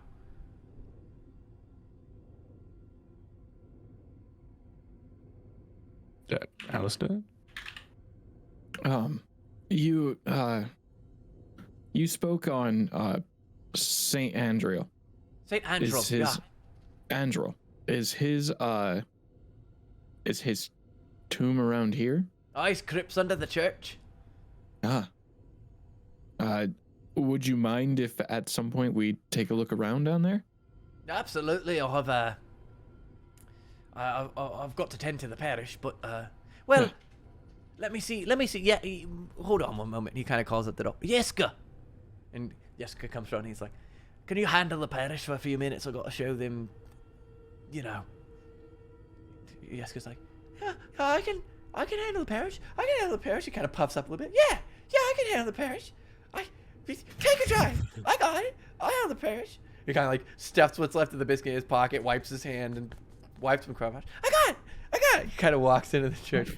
And then Father Lucian just kind of looks back and goes, "Oh, yeah, we got to make this quick. I don't know what he's gonna do." But all right, come on. It's around back. And so he kind of takes you out front. And you kind of walk into the graveyard section on the western end. And as you guys walk out, Vasili is out on the steps and he's reading a book. But he kind of looks up, nods, sees you guys with him, and kind of gestures the book. Roll me a perception check for both of you.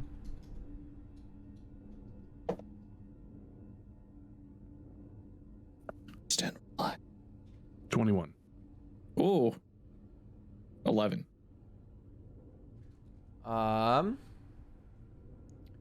Cool. I just have to find. Here it is. Who got the 21? Sten. Sten, you notice that the book he's holding and reading is The Guide to Vampire Hunting by Rudolf van Richten. Rudolph and Yes! Guy?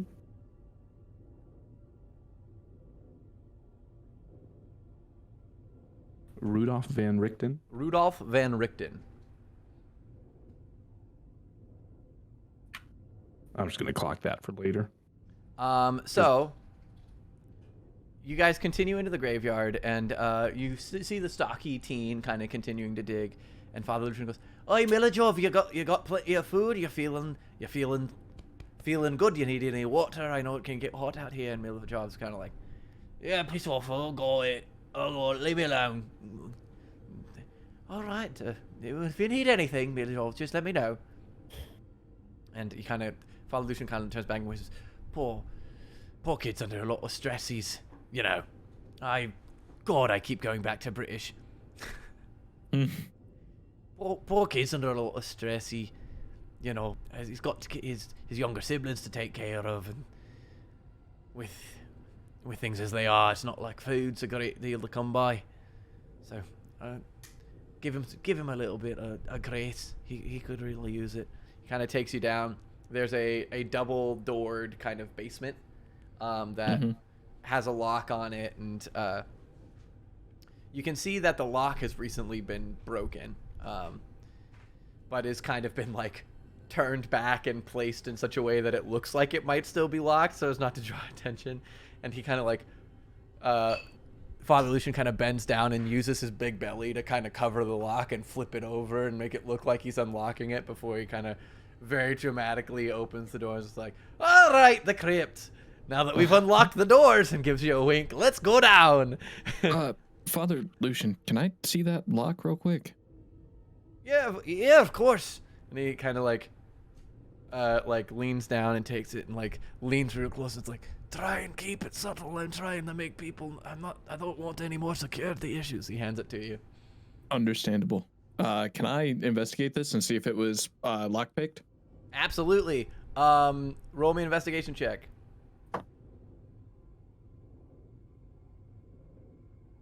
11. Doesn't take much. This thing was really broken, like bluntly. Oh. Like this thing was. Okay. This is not a subtle thing. It's not like it was somebody picked it and it's still functional. Like it is a broken lock that was beaten off with something, and it doesn't appear to whatever it appears to be, like however it was done, it was ham-handed. With an 11, that's about as much as you can get. Gotcha. But he gestures you down, and you head down below, and similar again to like the church in Barovia, there's kind of this undercroft, which is just kind of this wooden pillared like basement essentially to the church. I don't think I ever saw that. Just Valid. saying. Valid. Yeah. But in one corner, there's kind of this like marble plinth with kind of a small stepped platform and a large headstone that seems to be carved very finely, the name Saint Andrel.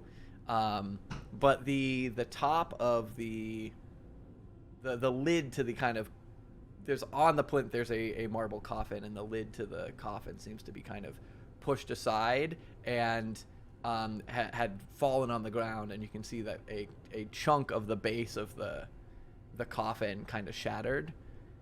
But then they clearly tried to shoddily kind of put it back on. So like there's like a kind of like a gaping corner hole in the coffin, and there's some cracks, kind of spider webbing from one edge. Well, there it is. That's the crypt. Can Can I investigate, like, and see if there's any, like, footprints or anything down here? Because I assume it's just, Yeah, like, go a ahead. loose dirt floor. Cool.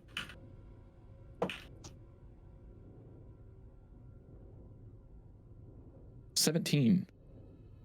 All right, with a 17, there's a fairly well-worn track from the door to the plinth, because it's really the only thing down here to frequent.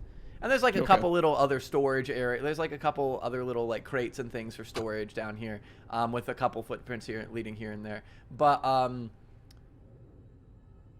there are various human footprints leading towards the plinth and back. You're able to kind of identify probably like 3 or 4 steady pairs, one of which is very obviously the priest's. Okay. But you're unsure kind of what the other footprints appear to look like. One of them appears to be smaller, so you could probably conclude that it seems like that could be Yeska, or could be someone else. You're unsure. And then there are 2 other kind of human-sized, no weird footprints or anything. These all appear to be like human footprints of various boot prints. But they all seem to be fairly average size. Nothing particularly wildly out of note. Gotcha. Father Lucian, is this frequented by members of the church? Do other people come down here? No one really knows this is here except for me, Yeska, and Milovaj.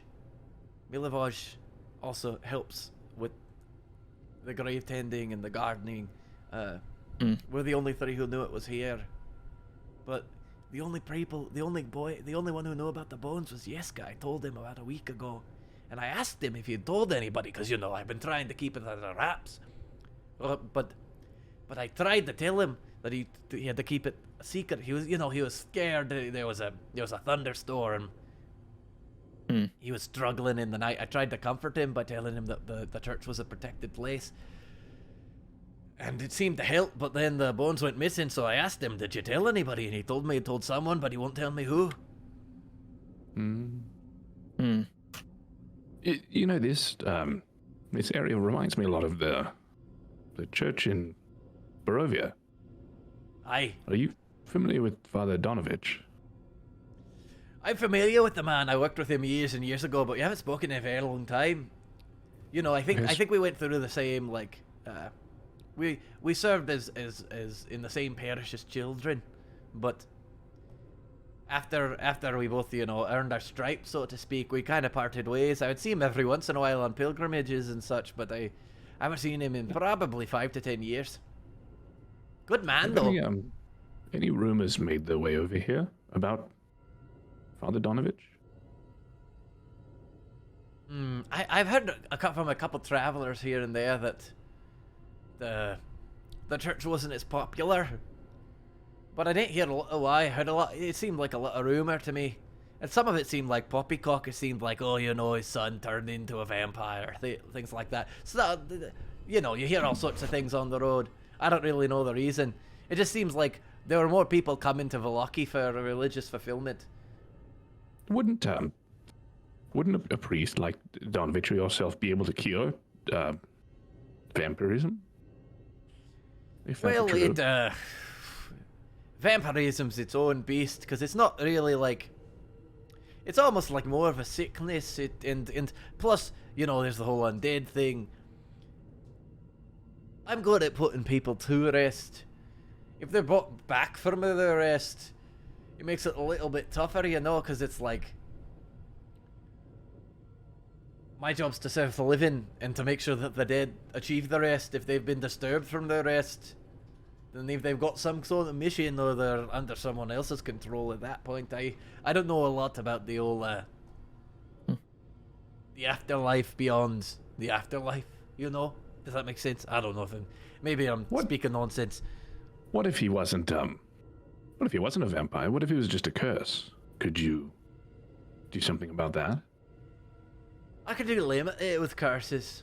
I know a little, not a lot. You know, the holy arts are slightly, kind of sometimes cross paths with the arcane, but only to a slight degree. I can cure light ailments. What do you got, a boo-boo? He kind of like gives you an elbow real quick. Is there torchlight or anything down here? limited. I'm gonna see that he's thinking. I'm just gonna also look around,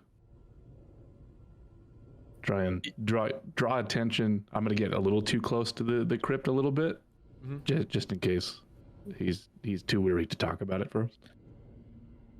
A few friends of ours and myself seem to have picked something up, and I'll take out one of the pebbles that I took from the riverbank in like session 3. Okay. And cast light on it. Okay. And light up the fact that there's clearly no shadow behind me. So you picked up a shiny rock? No, behind me. You're missing something. There's the wall. There's the crate. There's the floor. Maybe. Oh! I see a problem. Yeah. And how exactly did that come about? That one seems unique. I haven't seen this one before. God damn, I keep going British. The Scottish would hate you. I'm trying.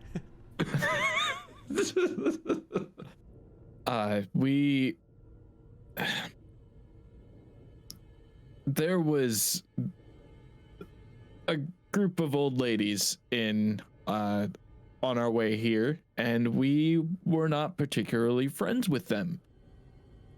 We thought that they may be safety, and we were proved quickly wrong. Any of one of them your mother-in-law? I know that can get sketchy with old women, you know. I would say that they were hags. Oh, not Yeah. your standard old lady. Understood. No. All right. Well, hag now- magic's a different type. I could try. I would say anything might be helpful to us. All right. Well, let me see what I can do. And he kind of like he kind of comes over and he puts his hand on you and he puts his hand on his chest and he starts kind of praying to the Morning Lord in front of you, beseeching him to cure you of your ails and bring back the spring in your step and allow you to travel down the road with the companion, with yourself as a companion, kind of. And his hand glows, and he begins to glow, and the energy starts to coalesce around your shoulder, and seeps all the way down your body to your feet. And right as it starts to kind of stretch out from your feet back, you, Sten, you can physically see that the glow almost seems to turn to like this brackish green and roil back up his legs and up to the priest's hands, and the priest kind of jolts back and goes, "Oh, that's a kicker. I'm sorry, I'm not sure that there's much I can do about that one. It's okay. I appreciate the try. Thank you. It seems that they are getting some sort of interference." Yeah, I'll definitely say that. There's nothing less than terrifying. Alistair? Yeah. In the back of your head, you just hear this. Oh. I hate that. Okay. Do you know anyone who might be more adept? Well, It's a nice way of putting it. I'll admit, in Vallaki, there's not a great deal of arcane dealers, but there used to be the mage. There used to be a mage. Unfortunately, he lost his mind. He got in a bit of a tangle with Strahd. Headed up north. Last I heard, he was up on Mount Barovia,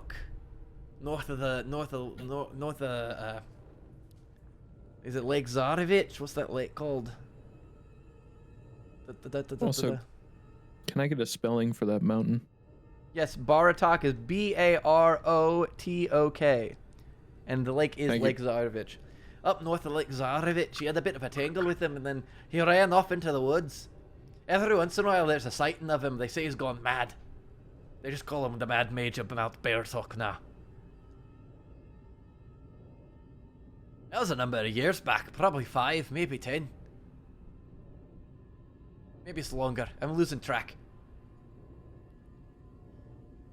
Kind of pats his belly. You know, the years start to get to you after a while. I understand. Other than the footprints in here, what are the signs of like entry? Was it like a rushed thing? Did they leave any bones behind? Is the tomb scratched at all? So the tomb itself is shut. The lid has the large crack in the corner, and you can see there's scattered marble beneath it. That clearly however it was removed fairly forcefully. If you go to actually look at the, are you trying to like lift up and look inside, or are you just kind of inspecting the area? So you go to lift it off, and he goes, oh yeah, let me give you a hand, and he kind of goes, and this guy's like fairly portly, but got a little bit of muscle to him. He helps you lift it off, and but he's very gentle about it, slides it over to make sure that it's balanced, kind of holds it in place. He says, as you can see, there's nothing here. The coffin's completely bone bare. There's some dust, and there's like some cobwebs in some of the corners and stuff, but and one that appears to be kind of tangled and shoved against the side as if somebody kind of like it just got caught and pulled in, and it's all coiled up in one of the corners as somebody pulled something out.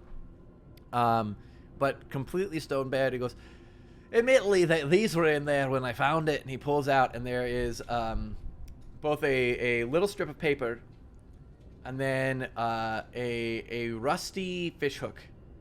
And he goes, these are all that I found.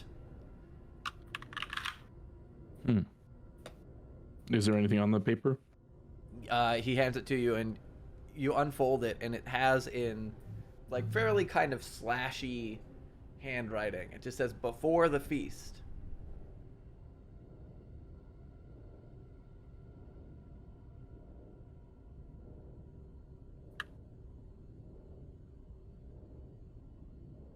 You don't mind if we keep these? Not at all. I mean, as long as you're looking. If you're not looking, then I'd have to take them back. If it turns out we're not capable of taking this on, we'd be sure to return this.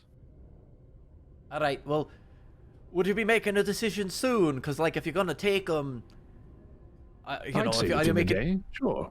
All right. Well, I guess we can spare that.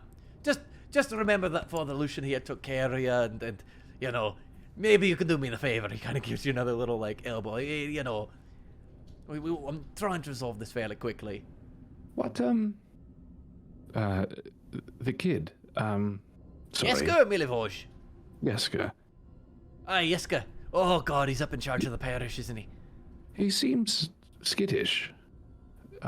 What's something you know that would calm him down, if we were to try to talk with him?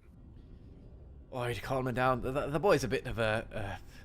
He's a bit startly. He's a little jumpy, but nothing that nothing good biscuit can't cure. Oh, god damn. Nothing good biscuit can't cure. I've only got a few left though. So here, let me give you this. He gives you like it's this very dry, like almost like just caked flour biscuit. But you know, he's a growing lad. He's got a big appetite. Been through a lot. His parents died a few years back. Came to the parish, took him in. Very talkative though, not shy of strangers. Very friendly. I can't imagine he'll be too panicked, but just in case, take a biscuit. I'm gonna look at Alistair. I think it's probably time that I start getting back. I don't know about you. Yeah, we need to discuss with our friends and make sure that we can do this for you, Father. All right. Well, let me know. I'll be here until. So the evening service is about 7. If you come by then, there'll be the sunset service, and then at 9 p.m. we have the sunset service, Wait, I just said sunset service. There's the sunset service at 7, and then there's the coming of the next sun service at 9 to kind of get us through the evening. That's the most popular one. We've got a lot of candles. A lot of people want to come at night. So if you're interested, feel free, come by. And then we usually wrap up here around 10, 11. We've got to get up early for the morning services, you know. So just make sure you're back by then. If not, I'll probably have Vasili come and get the things from you, so just let me know. Understood. One more question for you. Aye. And sorry if this is very forward, but I brought up the Shadow Lord earlier, and Right. Is that something that maybe keep to myself, or how I is the imagine worship of? I imagine you're probably fine. I mean, well, it depends. There are more religious fanatics than me, and, you know, they're the people who are like, oh, your camp hates my camp and all that bullshit. But I'm just saying, you know, as long as you got someone that makes you happy, brings you hope, good for you. Even if your choice isn't my choice, that's fine. I am going to say, the Morning Lord's pretty great. If you want to come by, I could tell you all about him. But what's more important to me is that you found a journey in your heart that matches your journey and your path. As long as you're happy, that's good. Now, I can't speak for everyone. Not everyone's going to be as understanding as I am, but how often does religion come up in conversation anyway? You know what I mean? Understood. He's mostly a religious figure of friends of mine. I think I'm still on my own path. Ah? Well, then maybe the Sun Swarm will want to reach you too. Thank you. Is there anything else I can do for you? Think we're Turn good? up the music, yes. Stan? Alright, well, like I said, you need a biscuit, you need some water, you need some wine. Come, have a prayer, have a chat. I'm here all day. Anything I can do for you. Sorry, one last question. What does Vasili do for you? Just a friend? Vasili's one of the. He's an upstanding citizen. That one, really involved in the parish. He's involved. He volunteers locally. Just a good gent. He doesn't. I don't know that he necessarily lives here. He just comes by a lot. To be honest, I don't know where he lives. But he comes through. He tends to frequent here. It seems to be one of his. It seems to be his favorite. And when he comes by, he always comes by the church first thing, does his prayers, moves around town, helping out where he can, and then goes off on his way and comes back. Good lad, that one, though. Right head on his shoulders. All right, well, we'll definitely try to get you a decision by later today. All right. Well, let me know. So, real quick, are you going to speak to the boy? Because if not, I could probably use that biscuit. Well, Alistair, I don't know that I have the energy to. We could probably procure something for him on our travels. Yeah. All right. Give him back the biscuit. Sorry, just limited supply, you know. Yeah, I understand.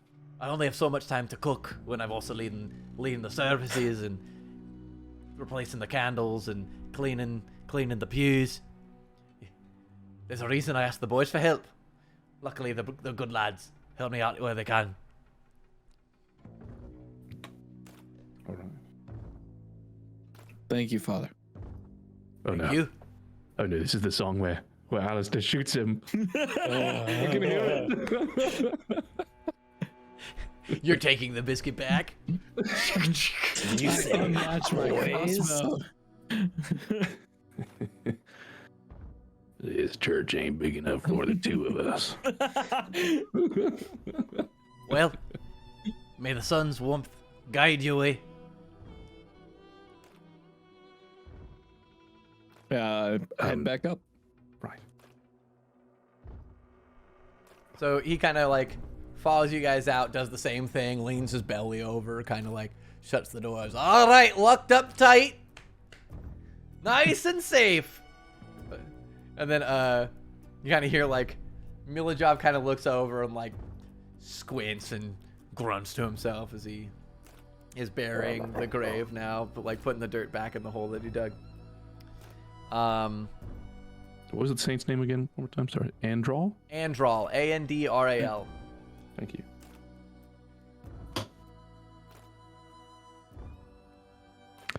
Should we catch up with Vasili, I suppose? Sounds good. All right, so Father Lucian kind of heads back in, and on the way you see him kind of like grab Vasili on the shoulder and give him like a little shake, like a thanks type deal, and then a bit of a shoulder pat as he heads back in. Vasili kind of looks up and nods at him and sees you guys approaching and puts his book away. Pretty sorry about that. I was reading up on got to study up on your enemies, you know. Yes, that's a very peculiar book you've got. Aye, it's Van Richten's Guide to Vampire Hunting. I'm Scottish again. Van Richten's Guide to Vampire Hunting. Very useful. In a land such as this, ruled by dark forces. Very useful information to study up. Have you learned anything? Not everything I'd like, but there's more to the book still, so you'll see. Who is your enemy? Ah, but that's a card I play close to my chest. Right. Don't worry, I recognize that we're friends, but I've only known you a few hours. I don't want to get too personal, you know? Maybe we can catch a drink sometime. I would like that. Yes, Father Lucian mentioned you're not from here. Aye, God. Maybe You're right, I'm not from here. I pass through. I don't live too far. How far away? About a day to the east.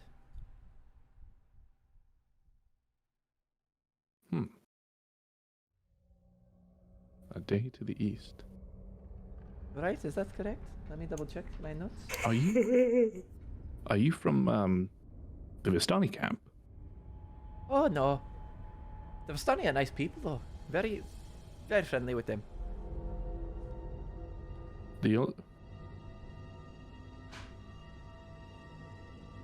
How far was the castle?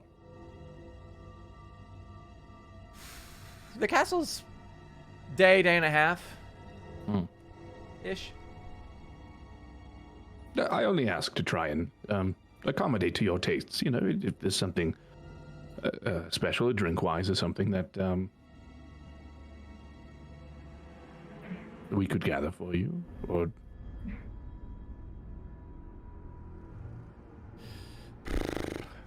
Well, I'll admit I'm not terribly familiar with a variety of drinks. I've just had most of the local wines.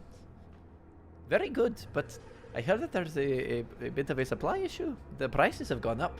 Have you seen them? Very steep. Right. Well, no sense dawdling, right? Yeah, let's head back. Will you be joining us? Would you like me to join you?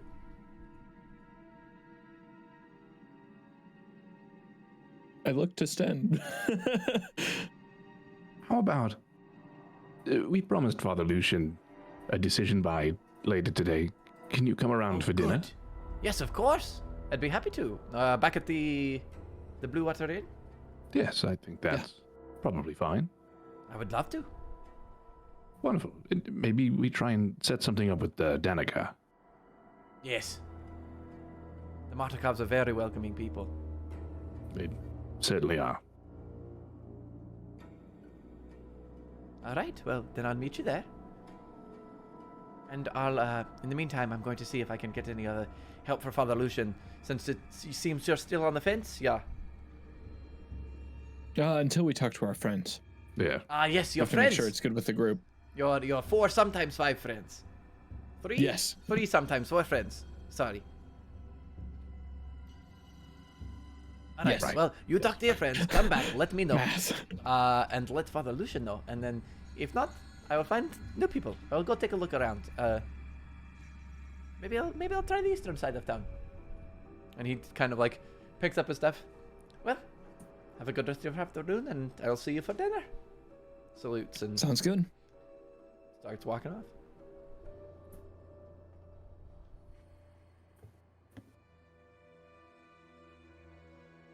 The guide to vampire hunting. I saw that. Might be It can't be nice to for- have. Right. I mean, Donovich only, or was it Ismark? He only had so many tips, but I don't think they were really working for us. No, I don't believe so either. It seems in a land ruled by a vampire that information for their defeat might be a little hard to come by. It worries me he reads the book so brazenly.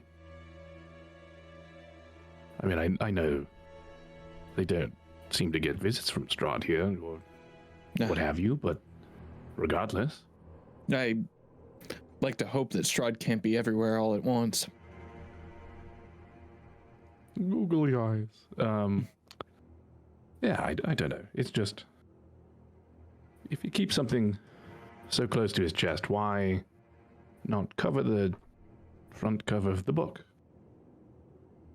Very true. I don't know. I suppose I'm just suspicious of everyone after Yeah. meandering the fog and entering this. I would say that's fair enough. But I don't know. Hopefully the others have added a decent time of who were they speaking to? Lady, whoever her name was. Yeah, I'm Fiona or something. Fiona Walker. I'm sure Yes, that mission went very well, and we'll hear all about that very sure. later. What? All right. So where are you guys heading? Just so I'm aware. We went to tie up the drunk fisherman. If there's like a Well, yeah. So real quick, I know that you guys are tying up Oh, because we're about to jump. where We're about are to they jump to you going? guys. I'm just seeing Where are where they they are going? transitioning to. Are you guys heading back to the Gotcha. tavern? Are you guys heading somewhere else? my bad. Sten, how long do you have on your this? Not much longer, but I can still probably do it a few more times. Maybe we should head back for the day. I do want to pay a visit to Blinsky, but it may be better as a group outing. Understandable. Your call. Let's pitch it to the group with our information from Lucian. Sounds good. So we're going back to the tavern. All right, you guys head back. Now back to the group on shore. You guys have tied up the fisherman and headed back with him to the shore and this small child, who's probably, I say small child, she's probably about 12. Oh my gosh. Jeez. So we tied up the fisherman and we can head on our way. Yeah, you guys have a tied up fisherman and this little girl who's kind of like wary of you, but you fed her and like warmed her a little bit, so she's less skeptical than she was when you first unbagged her. And you're on shore. Do we have an idea of how long the journey back to the Vistani camp would be?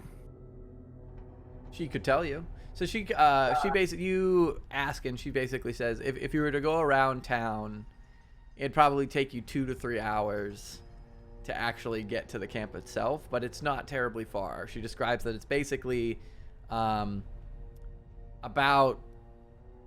like 3/4 of a mile southwest from the western gate into the forest.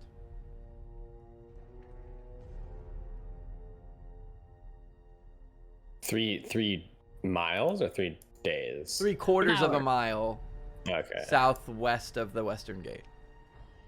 And it's going to be 3 to Okay. 4 hours if you went around town. And Gotcha. what time of day is it right now? At this point, it's about like 9:30, almost 10 in the morning. Then we have to be at the place at noonish. You guys have been out for about an hour. Okay, so basically we have to decide between whether or not we want to go take her to the thing, or we don't want to leave her alone, or we take her inside the city and like stow her away while we go to our meeting thing. Right? Because it would take too long to do both, unless we just like came late. Did we find out anything about the lake? Anything more? I think I went to the bathroom during that time. Nothing of note. Okay. Thank you. Basically, just the lake was dead, like not dead, but it just seemed like nothing was really in the lake, or like it seemed very still and lifeless for a lake. So, but we can't really like prove anything. Maybe there's a monster down there. Maybe there's not. Who knows? Okay. Irina kind of takes Alright. Andar aside. Andar, how far can you communicate with your... Is it an owl? It seems like an owl. Of course it's an owl. It's an unusual owl. Some owls are unusual. How far can you communicate with it? About 100 feet or so. Maybe 150. All right. Never mind then. She kind of goes Well- back and she's thinking puzzledly. All right, so I'll turn to Mim, and I keep forgetting your name, Adunbi. Sorry. It's okay. And say, well, it's obvious that we need to get this child back to where she came from. But I don't know that we should go back to the Vistani camp without talking with our other group, the rest of our group. Let's see if they can meet us here, because we also have this guy to deal with.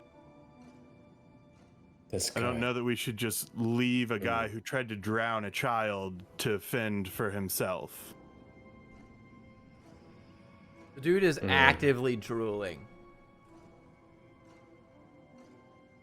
I am going to take out a piece of parchment and a quill and write down on it, Alistair and Talking Rabbit, comma. We followed a suspicious man to the lake and did not meet with Fiona for reasons I do not wish to discuss in writing. We cannot go back into town. Please meet us by the lake north of town. With much love, Andar.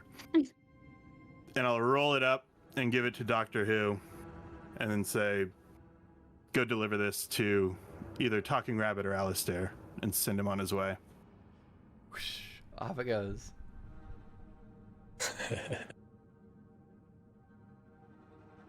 I'd say we give them a little bit of time. So would you guys then just be waiting? It seems like that's the plan. To Right. wait, meet up at the lake. Hang on. discuss what- So I'll write that note, and before I send it, I'll reference the two others and say, do you want to wait here, or should we do something else? But I feel like we need to meet up with Stan and Alistair.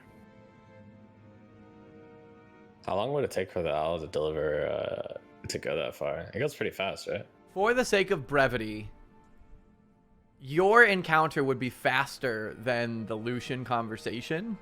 So Okay. I imagine that basically the owl would be arriving to find them around the time they'd be heading back to the tavern, because Okay. your whole thing happens fairly fast other than following him out there.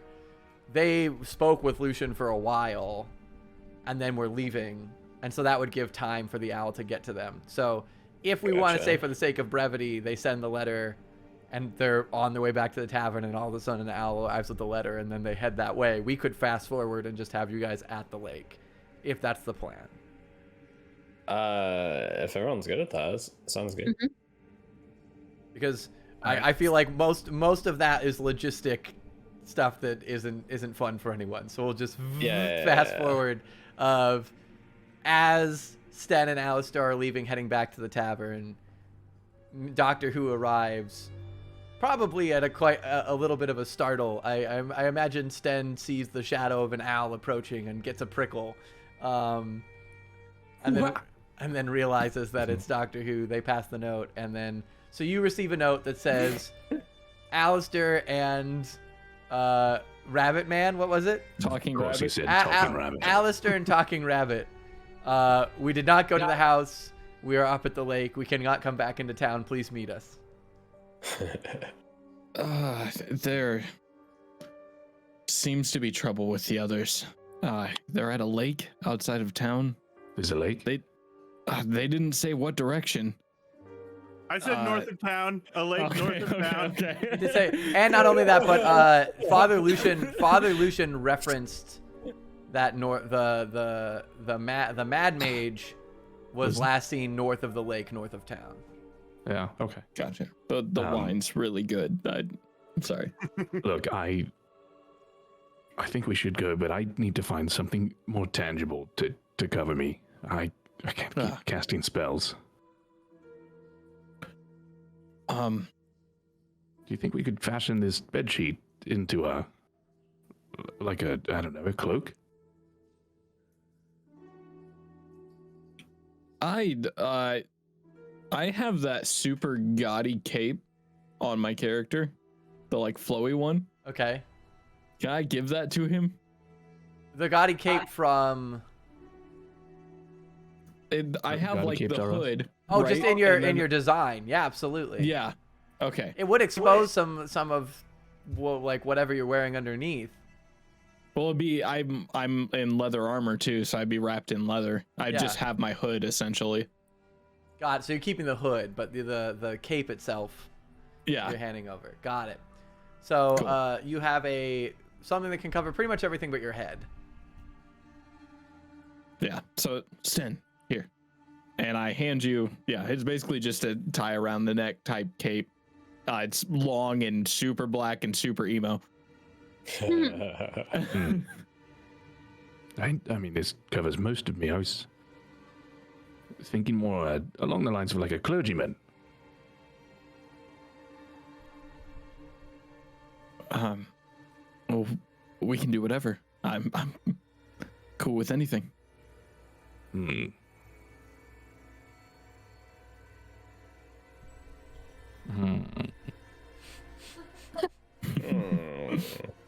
Yeah, I'm gonna put the blanket on. All right. So on your guys' way, you stop by the tavern, steal a bed sheet.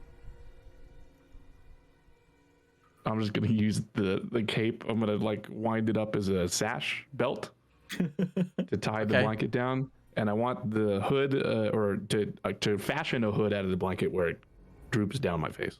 Yeah. So you basically want a little Red Riding Hood set up with the bed sheet. Perfect. And using the cape as a belt. Well, that's exactly what I was thinking.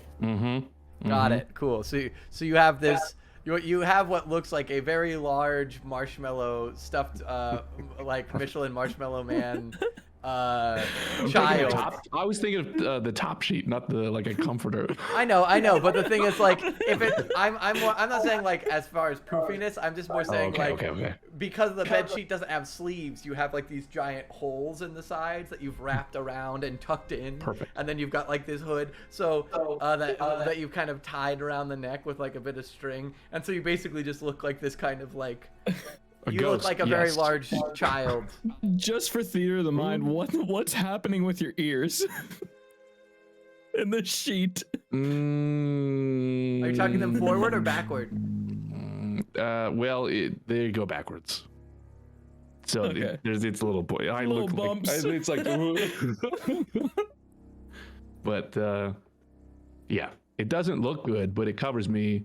I think to the point where you would have to like look underneath to even see my face. He looks like a combination between a ghost and like an old prairie woman. Perfect. Awesome. as if like a 10-year-old was doing it for a bad project. Awesome. Well, this is sure to give Andar some more ammo, but I think I'm ready to go. Well, let's be off, and maybe along the way, I'll fill in any questions you have about the Shadow Lord. Right. Just for sake of brevity, can we let Danica know that we're expecting someone for dinner? Yeah, absolutely. And also, you taking the note that you left on the bed? I'm not. Yes, I will. Okay, so you take the note.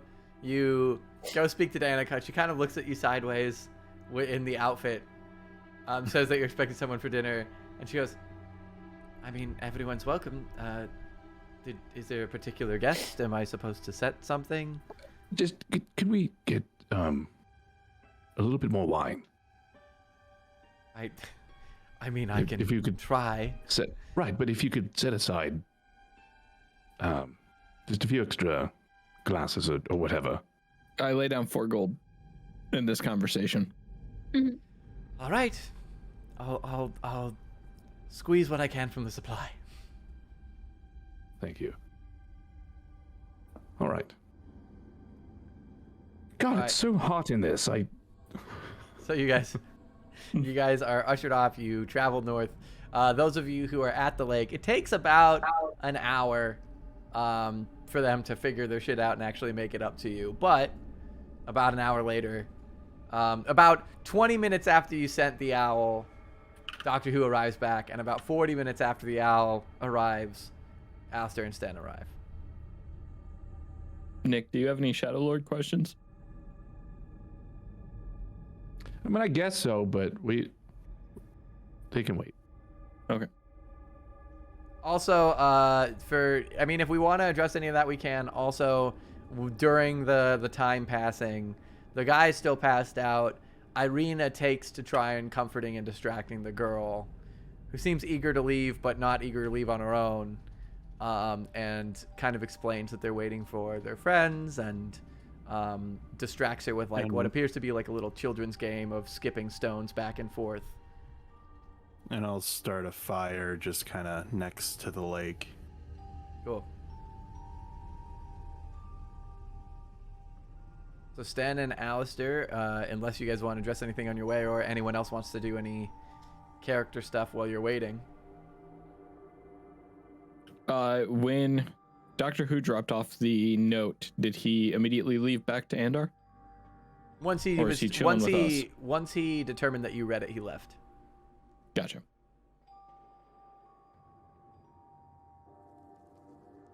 Would have been nice to send a note back. Can't tell how the owl feels about us. The owl kind of like, do you say that in front when you arrive? Do you say that to Andar? Nah, as we're walking, I think. Oh, okay. Yeah.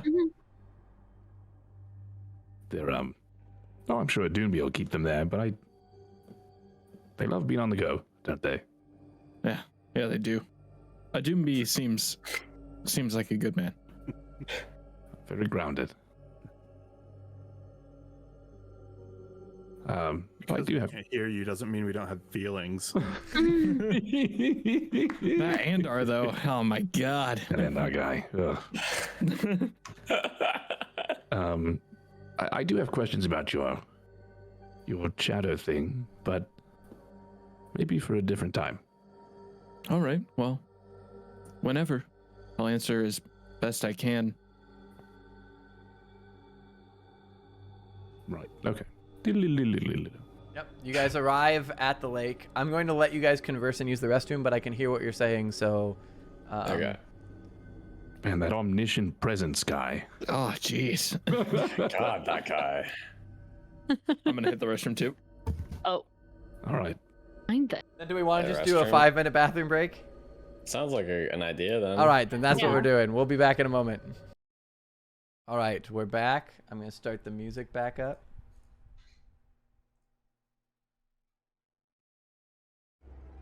So, Sten and Alistair arrive at the lake.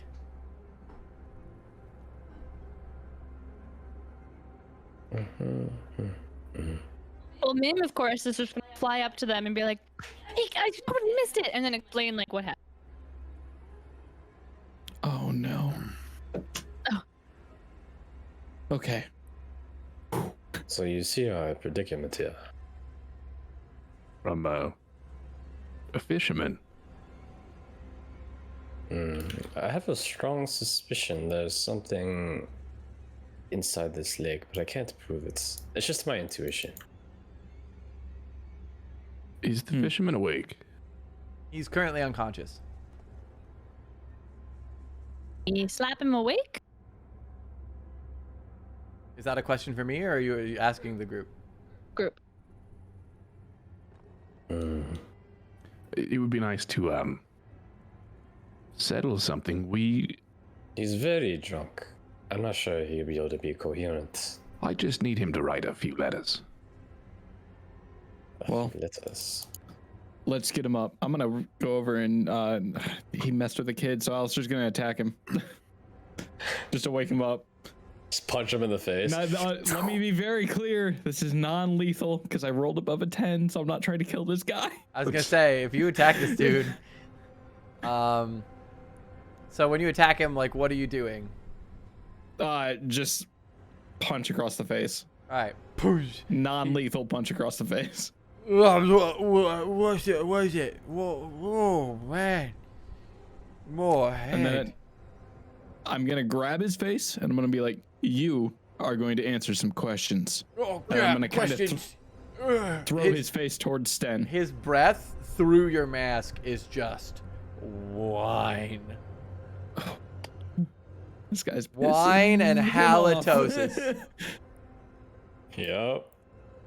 I need you to write down something for me on this piece of paper. Hey, me? Can you write down featherbed? I'll write down featherbed. You, well, okay. He starts looks around, takes his finger and starts writing in the dirt. Feather bed. And he spells it FETHERBED.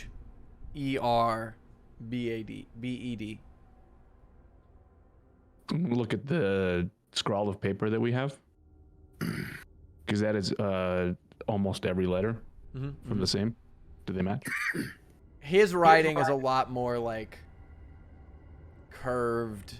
The writing on the sheet seems to be quick slashes, very very angular. Okay. He's also very drunk. Sure, but it would be like a version of it. Yes, It'd and be it does similar. not appear to be similar. Okay.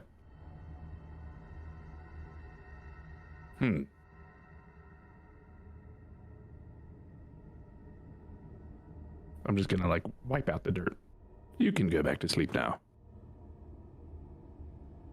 Wait. What? Oh, did you This have a guy- question?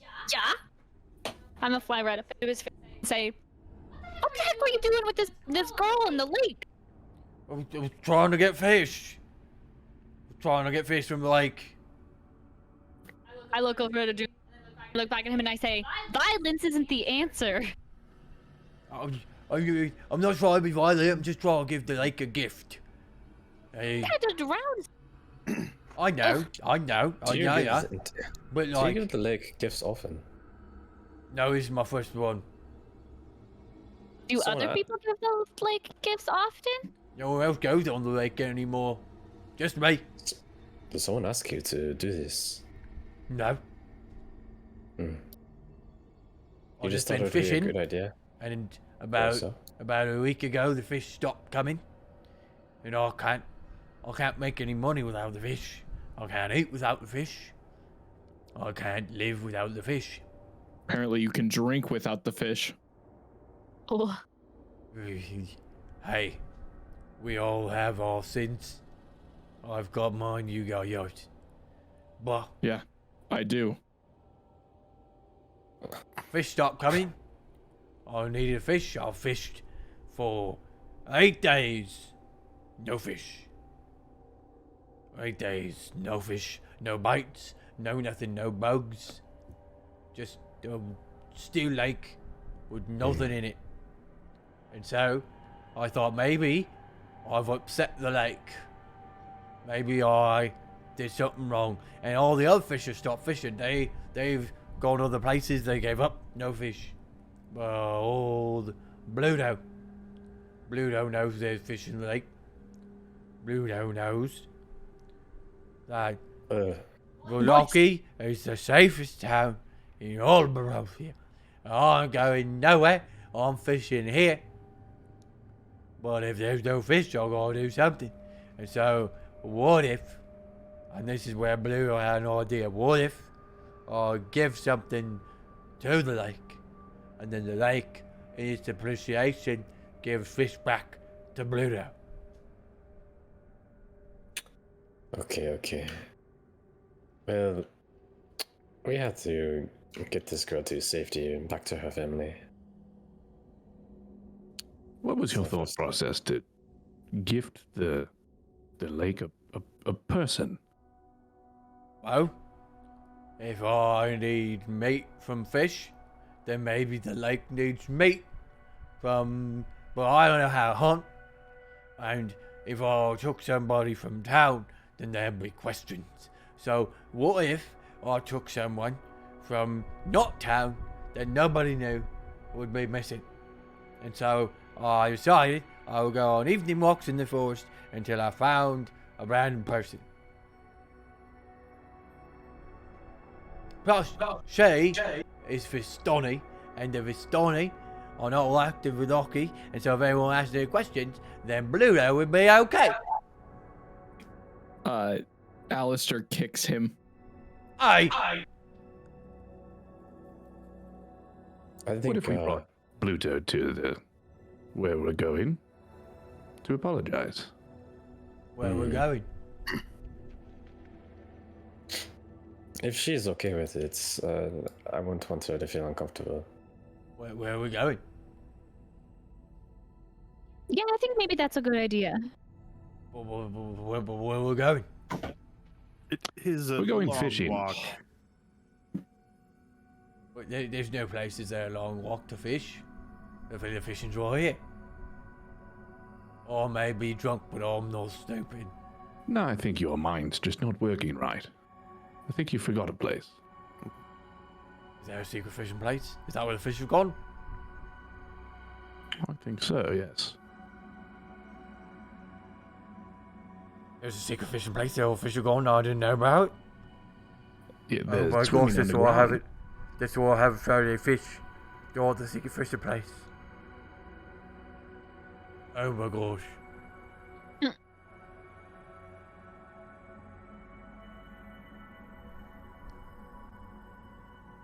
All right, so are we going or what? We didn't miss our meeting, Oh, I forgot. but I think this is more important. I'm okay with missing that meeting. I'd rather deal with this dirtbag.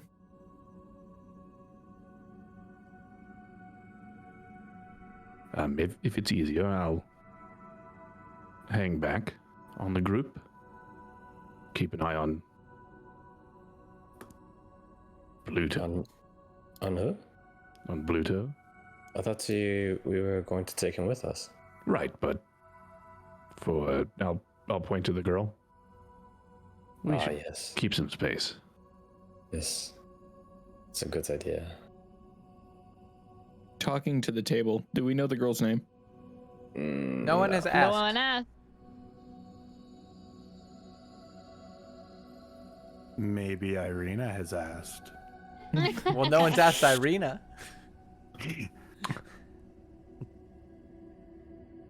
So, what's your name anyway? My name is Arabelle. Oh, that's a really pretty name. Thank you. Arabelle, I was wondering, do you like any toys? Yes, I very much like toys. I can give you something, but it's only going to last us for our walk, if that's all right. Would it break? It would kind of disappear. Like magic? Exactly like that. We can borrow it from a different place, but once we get there, it has to go back to where it came from. What is it? It could be anything you want. Anything? Yes.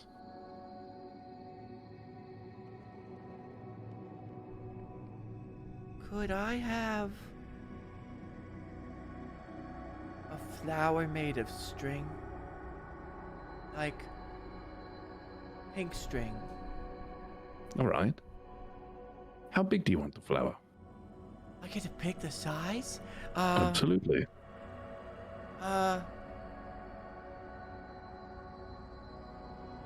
This big. Big flower with petals that spread out and a little swirly in the middle and 3 leaves. All right. I'm going to use the performance of creation to make that, and I want to make it like a little pinwheel-esque too, so if she blows on it, it spins. Nice. Aww. This was cool. Take an inspiration, my sir. Oh, thank you. Yeah, just Annabelle, was it? Yes. Just to keep you company. If there's any wind or if you blow on it, it spins too.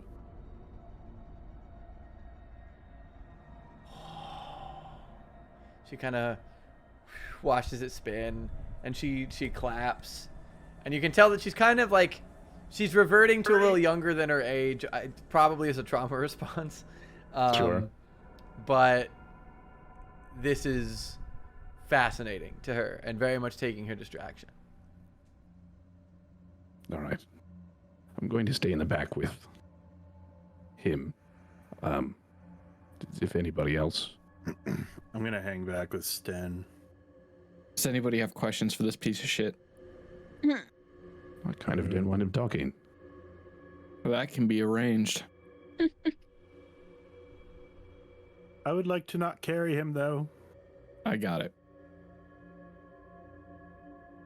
Not gonna make him walk? Let's see. Nope. Alistair punches his lights out. We're gonna knock him out. Donk. And then I'll carry him like over my shoulders, type just like limp body carry.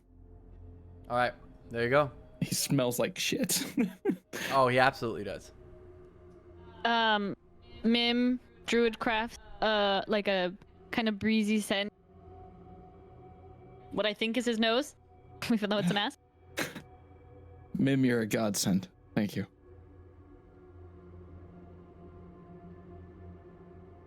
So you guys head pretty much at Arabelle's discretion direction. You head around town.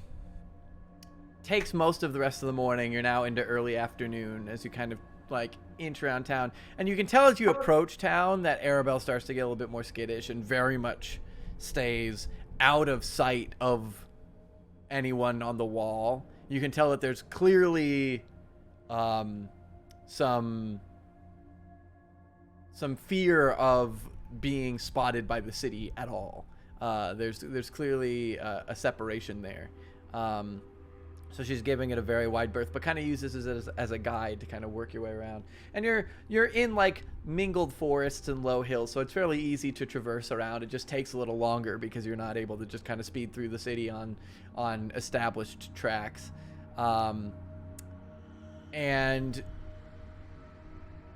you guys work your way to the western side of town. You see the western gate. You're able to pass over the road. There are some people coming and going who kind of give you an odd look as you straight up cross the road, like coming around from the north and then heading over the road and then further south.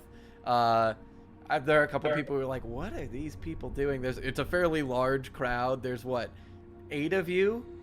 The 5 of you, Irina, the girl, and the drunken man on my shoulders. Drunken Bluto, who's being carried. So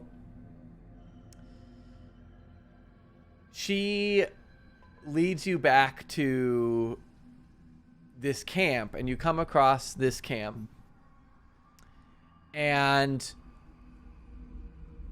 you notice that these are all of these tents in this camp, and all of the kind of wagons this tent are arranged in a circle around a hill.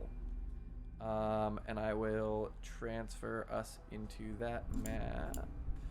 While you're doing that, and on the way, I want to turn to Sten and be like, why did you ask this guy to write something in the sand?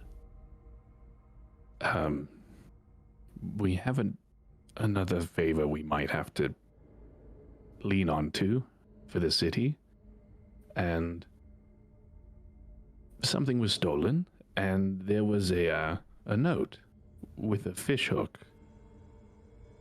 And the note said, oh God, if I could only read my writing, before the feast. It just seemed too similar to me. But even drunk, his handwriting didn't come close to resembling the same thing. Well, perhaps someone gave him that piece of paper as instructions or something.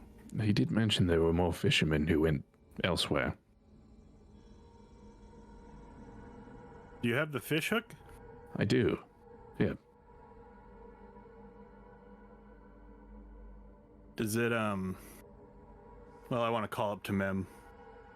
Be like, Mem, tiny fairy. Yes. Flies over. What's up?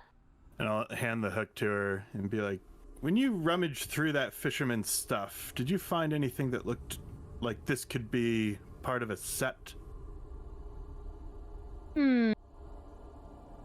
Jim. So you notice that the craftsmanship seems similar, like it's very crudely made, but all of his seem to be wrought iron. This one seems to be cheaper. It's almost like tin, or like maybe like a light form of aluminum, and it's distinctly not as like thick or well crafted. Well, this one seems a lot cheaper, and kind of test the metal. Yeah, it definitely seems like a cheaper metal than the other ones. I don't. Where'd you get this? I got it from Talking Rabbit. Okay, Talking Rabbit. Sten. Sorry, are you taking up fishing? No, that was left at a...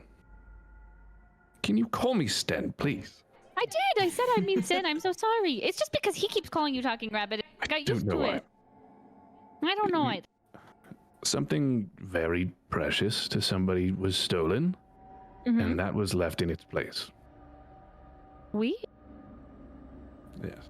Maybe somebody's trying to frame this guy. Or a fisherman. Yeah, okay.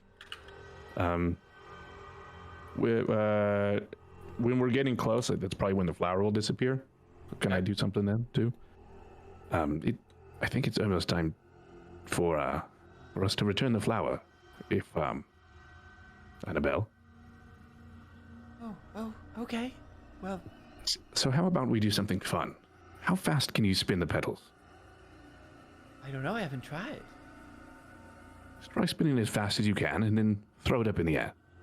Okay, so she's going to whoosh, give it a whirl and just spin it and spin it and spin it as fast as she can, and then just kind of hold it. Uh-huh. All right, I think it's about time. Just toss it up. Okay, so she throws it up in the air And and then kind of watches it. It probably won't catch that much air, but as it's going up, it'll sort of fizzle out.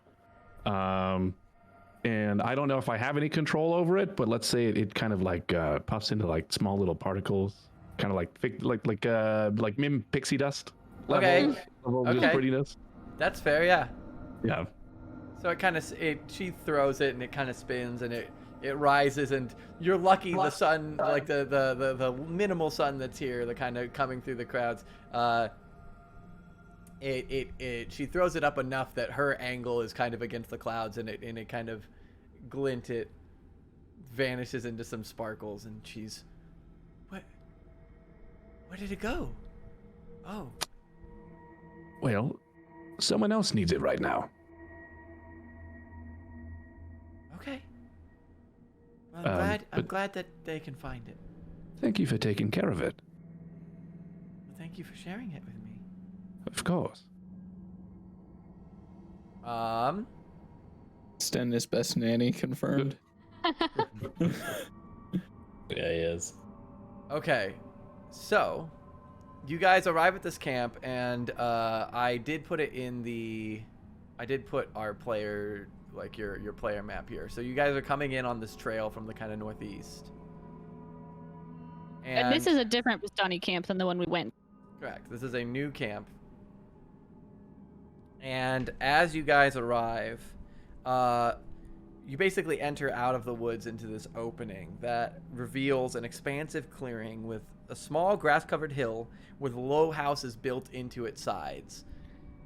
And fog obscures the details, but you can kind of see that the buildings feature elegantly carved woodwork and have decorative lanterns hanging from their sculpted eaves. Atop the hill above the fog is a ring of barrel-topped wagons that surround a large tent with a column of smoke pouring out through a hole in the top. The tent is brightly lit from within, and even at this distance you can smell the odors of wine and horses that emanate from the central area. And she points to the center ring and goes, those are my people. Those are the Vistani.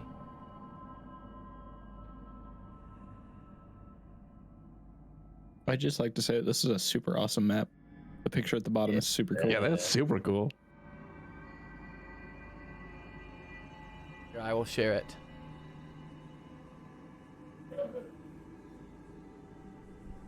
Her name's Annabelle? Arabelle. Arabelle, sorry. Oh, damn. That's my Arabelle. Oh, Arabelle, is this your home? Yes, I've lived here my whole life. It's really lovely. Thank you.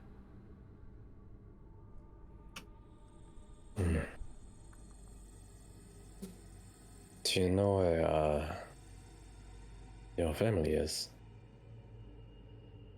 Well, my father is the camp leader, so he's probably in the tent. Start heading over towards the tent. Might be time to wake up, fisherman. We can wait a little bit for us to at least explain the situation first. All right. I trust your gut. Nosebleed. So, you guys approach this tent and kind of enter. You hear like some revelry from within, and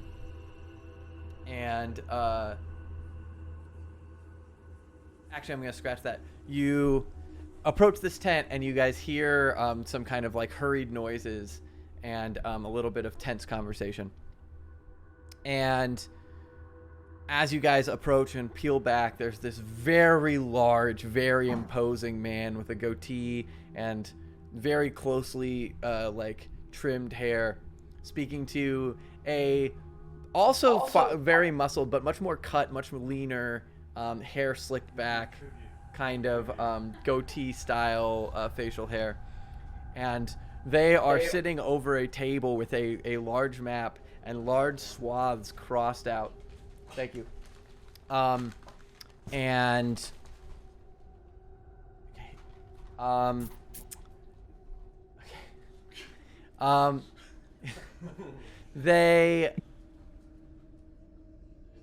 They're over this map, and you see one of the larger one of the two kind of snap over and, will you quit? I'm in the middle of something.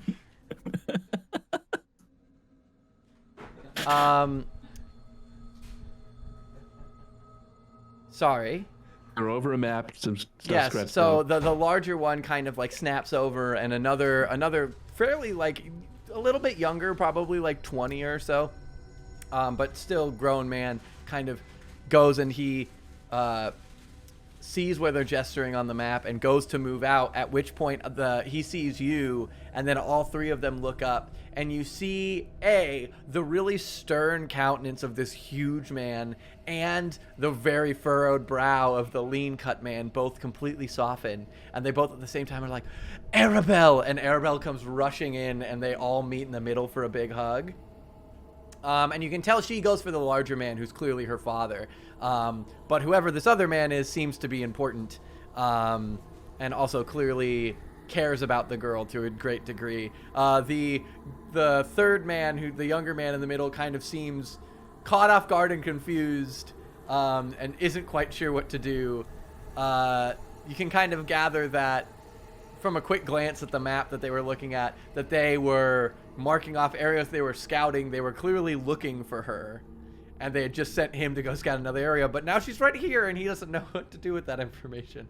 So after like a brief hug, the big man kind of gets up and rolls his shoulder back, and when he stands up, you realize that this man's 6'7" and stacked. Huge dude, like not necessarily all muscle, but just kind of like, you know, like the lumberjack build of like the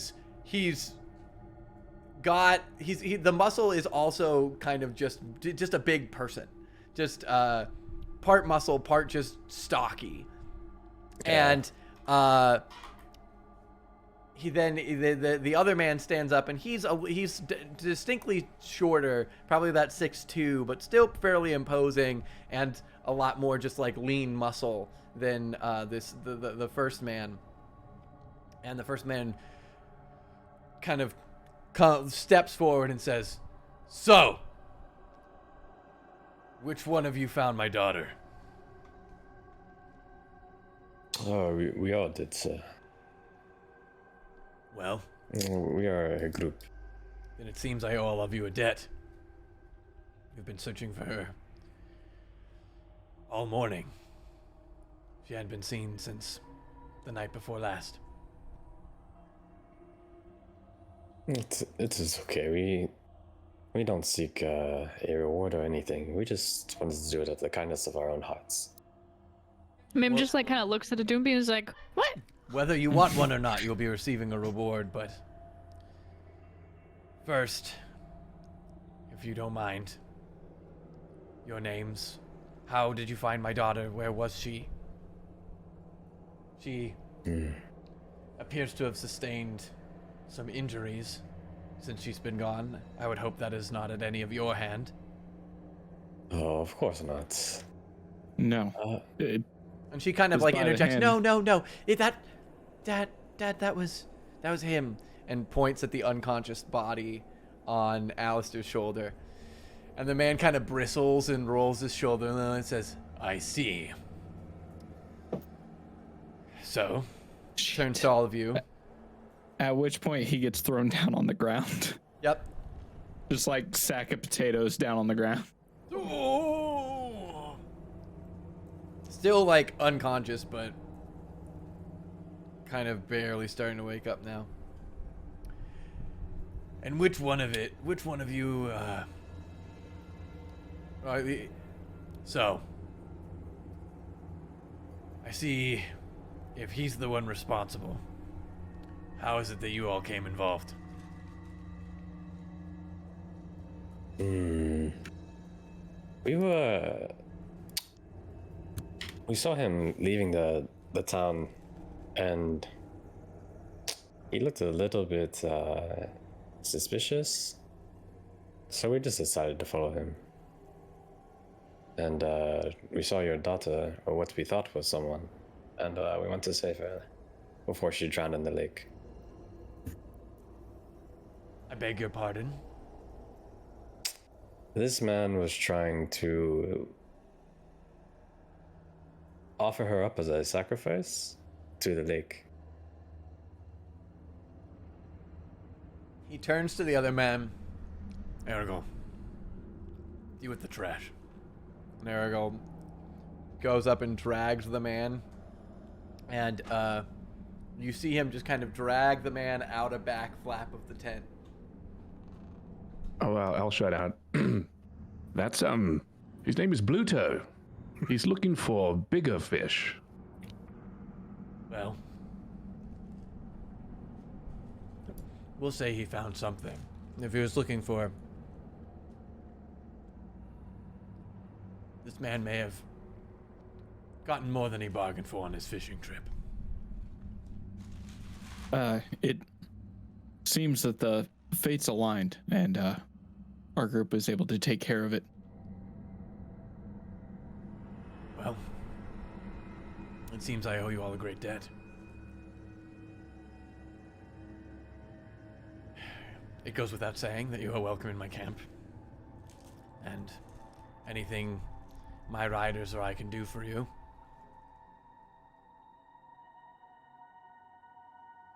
Until our debt is repaid, it seems that... You don't happen to have a fortune teller in your camp? Let me find out. A check's notes.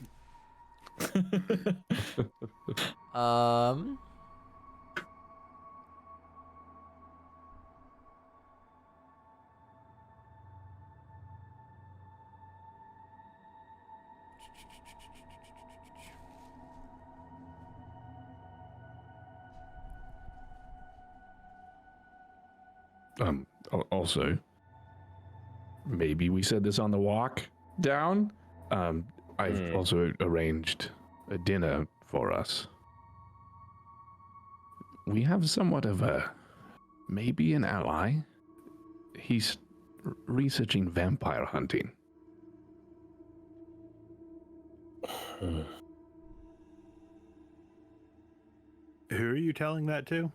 Let's say we said that when you asked about the writing. Gotcha. Dude, you're saying that to us? Yeah. Yeah. Basically, we probably would have made our travel during the day group knowledge minus saying aloud who specifically. Okay, so you'd have told us about like the Vasili was his name, right? Mm-hmm. You made a friend of him as like a vampire hunter, and he's a vampire hunter. Yeah. So we're expecting him for dinner. At the end. Yeah, to try and get a little bit more info on the anything. book. Yeah. On anything. Yeah. He's a bit coy. So we've asked Danica to maybe save a little bit more wine. Okay, I'm looking forward to the meeting. I mean, Okay. we'll get there when we get there. Is there anything that we need for the when he arrives? No. Oh, maybe a decision. On If we're to help Father Lucian. Well, to me, it seems like friends are a pretty good commodity to have here, so I'm in. It does seem that way, yes. Father Lucian is the brother-in-law of the Baron. well, that seems like a pretty good friend to have in handy. He's also good company. He's a good man. But anyways, friend, do you have a fortune teller? And snap back to reality. Oh, the goes Gary. Unfortunately, not in this camp. I know of some Vistani who have the gift, but none that are located here. Have you spoken to Madame Ava? Yes, I have, yeah. She is in a camp to the east. She is the most adept reader in our region, but there are more. The ways of the Taroka are vague to most, but those who can read, there are a few scattered about. Do you have any other kind of people that know about medicine or like magic? Just curious. No reason at all. Generally, we don't deal with a great deal of arcane here. We prefer the sword, the whip, the horse. But we are familiar in the ways of natural medicine, if there is anything that I could assist with.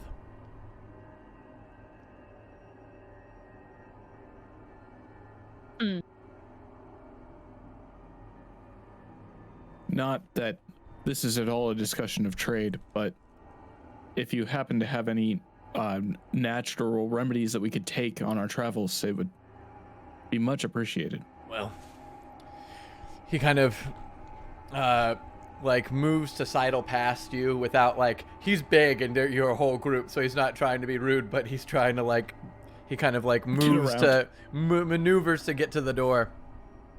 And Arabelle is like tight on his heels. And he says, follow me.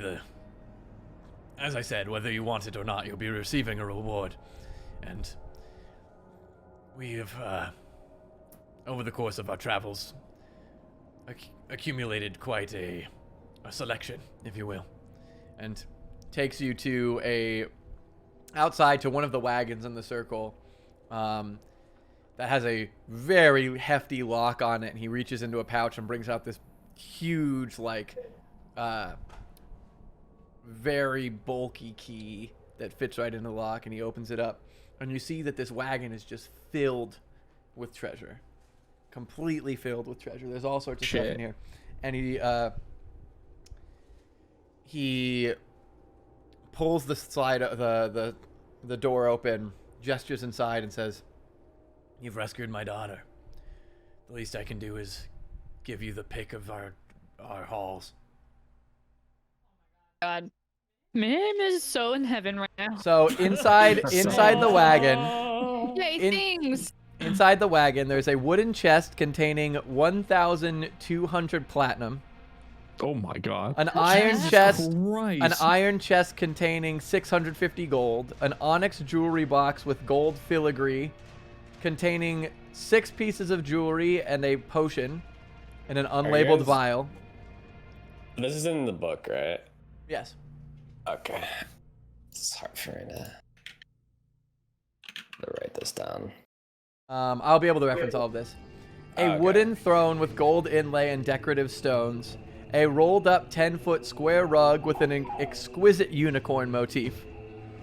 A small wooden box containing 12 potions in stoppered gourds. Sweet.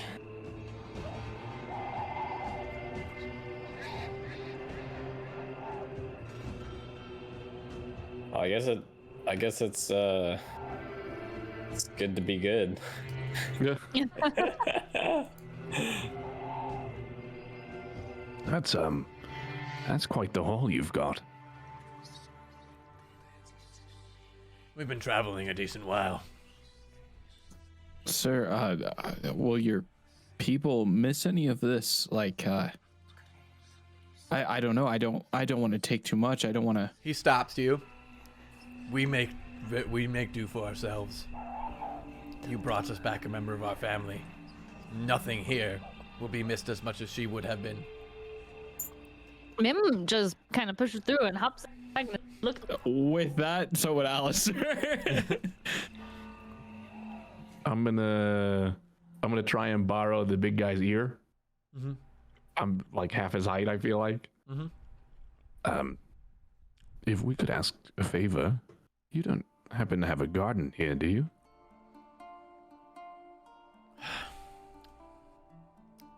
What type of garden are you looking for? Flowers. If you don't have one, maybe think about setting one up. All right. We have some. We don't have a dedicated garden. We do collect wildflowers here and there, but we could arrange something.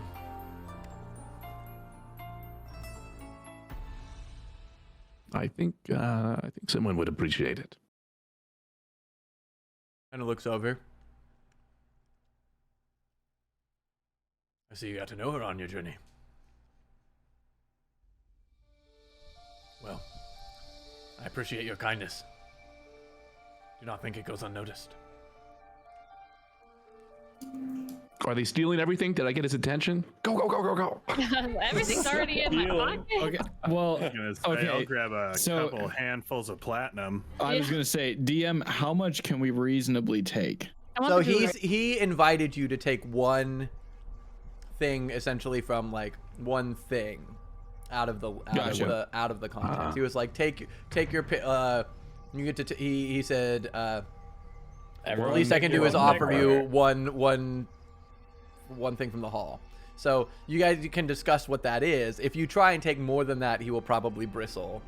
But Everyone take one thing, or like the the group group can together? take one thing. Gotcha. Oh. One thing like the one wooden chest? or Yeah. the onyx chest, or Okay. I vote Oh. wooden chest. What are those potions?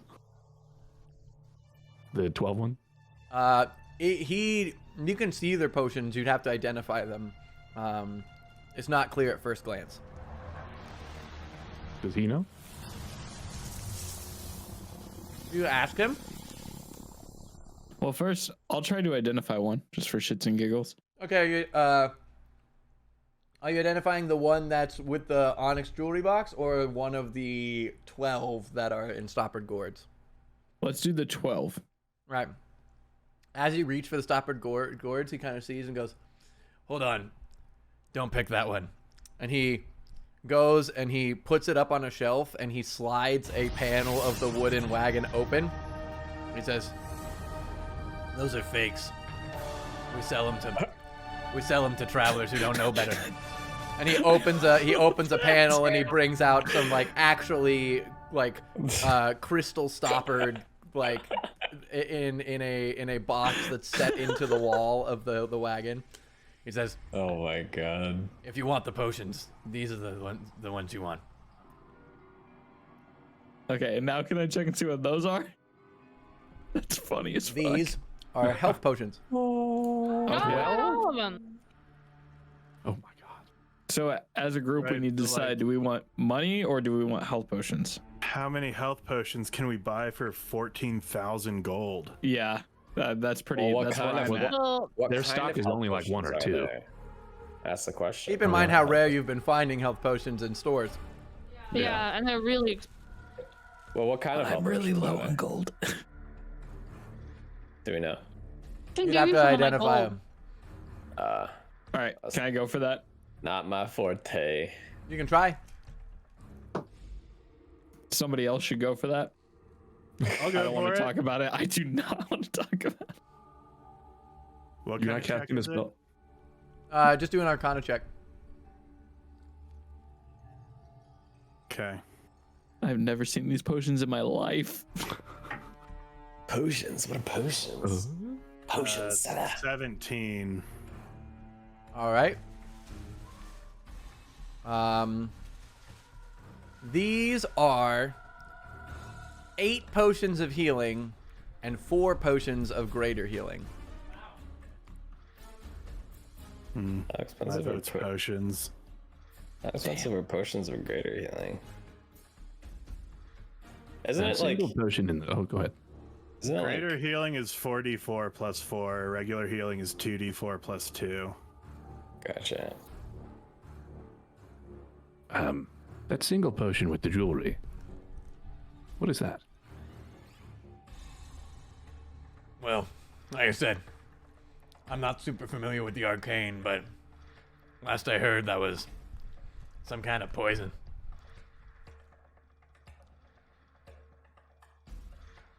Can I? How do you Arcana check the jewelry? So it's like regular jewelry or magic. You would roll an Can I do Arcana that? check to just determine if it's magical. 21. 21. Mhm. The jewelry does not appear to be magic. In fact, the jewelry in the box seems to be of varying degrees of quality. There are some that are cheaper and some that are more expensive. You're not super familiar with appraising, so it's tough to tell, but you can like visually tell there's variance in quality. Okay. And you said there was a rolled up rug? Yes, with a very exquisite unicorn motif. I do not. Unicorns.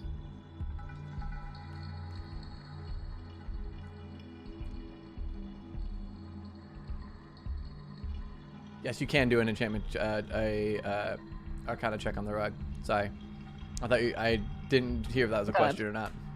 It's a magic flying rug. Let's go. It turns into a unicorn.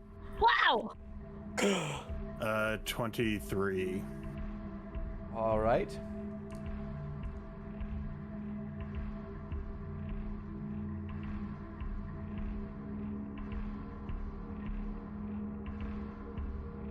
Please hold.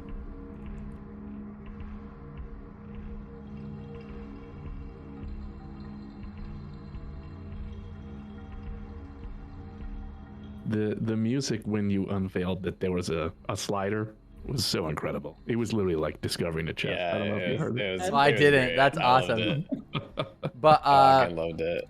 the rug does appear to have a magical aura, and seems to be enchanted. You're not quite sure with what, but it seems to be something that kind of wards against, like it seems to be a protective ward of some kind. Can I cast Identify as a Ritual? If you want to stay there for 10 minutes, yes.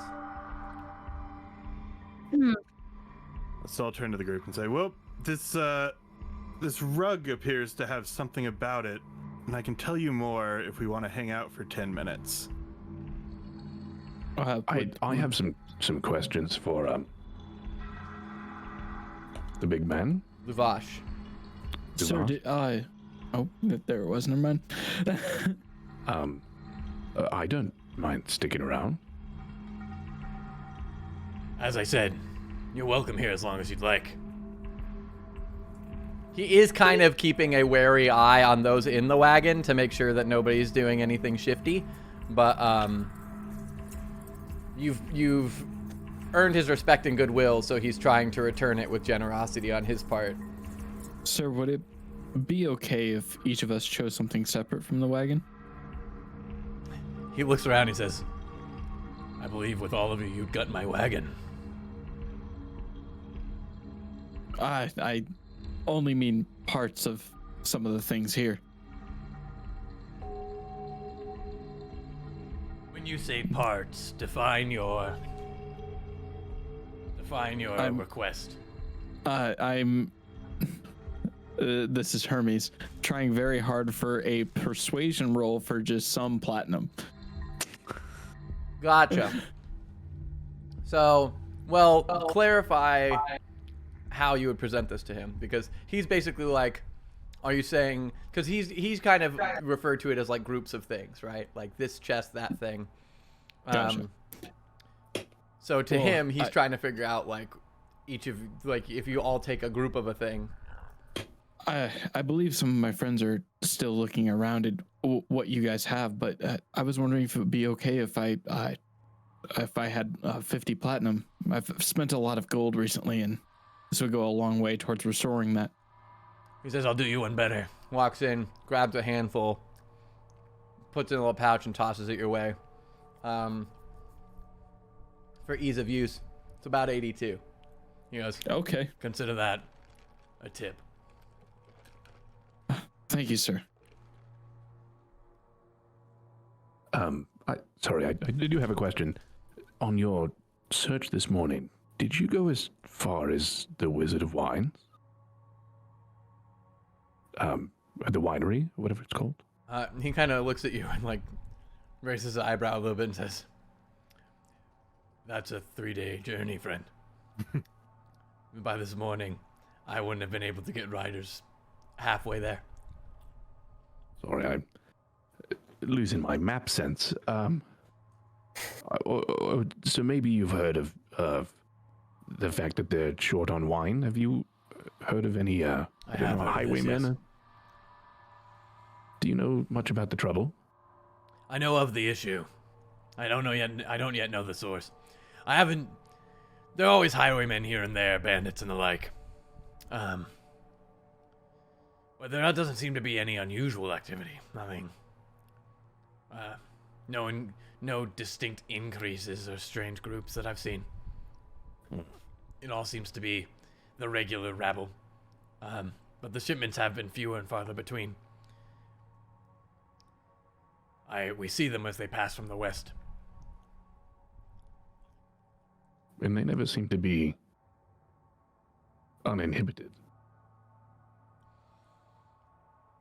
Very few people want to interrupt the flow of wine. That would anger a great many. Granted, every once in a while, sure, one wagon gets accosted, thinks they can sell the wine for more. But if any names are to get out, those people are dead men walking. That said, now that you mention it, it seems like, from what I've seen, the shipments have only started to slow recently, last week or two. But as they've slowed, I've noticed that the wagons that are carrying wine seem to be carrying one less variety than they normally do. Normally there's a full range of 3. Cheap entry level wine, they're kind of standard fare. And then there's a finer wine that they usually peddle for higher prices for higher clientele. Haven't seen any of the higher end stuff lately. Seems to have stopped coming entirely. I've just recently discovered the wine and fell in love and learned that there might not be much more. Really? So I'm just curious. Yes, just from a barkeep, they're acquiring less and less, and I would hate to see it dwindle. It's so good. Well, the winery is, as I said, a few days ride from here. Well, a few days walk. A little less time riding. If you'd like, I could potentially give you horses. Granted, I would need the horses back. Maybe we bank that favor. Kind of looks back in the wagon. You about done? To you and you, Alistair, and Mim. Alistair would have came out after having received that pouch. Gotcha. Alistair's good. What do you think? Should we take these potions? I think the potions. Okay. So, just to review, just so that you guys decide, are sure of your decision. Wooden chest containing 1,200 platinum. Iron chest containing 650 gold. The jewelry box with the, he references a type of poison, and then jewelry. The wooden throne with gold inlay and decorative stones. The 10-foot square rug with the unicorn. And then the wooden box filled with potions. We're taking the gold. That was the wooden box. The wooden box. Oh, the wooden box full of potions. But Alistair got some platinum. Yeah, he got some platinum. Tipped. What did the identified turn up?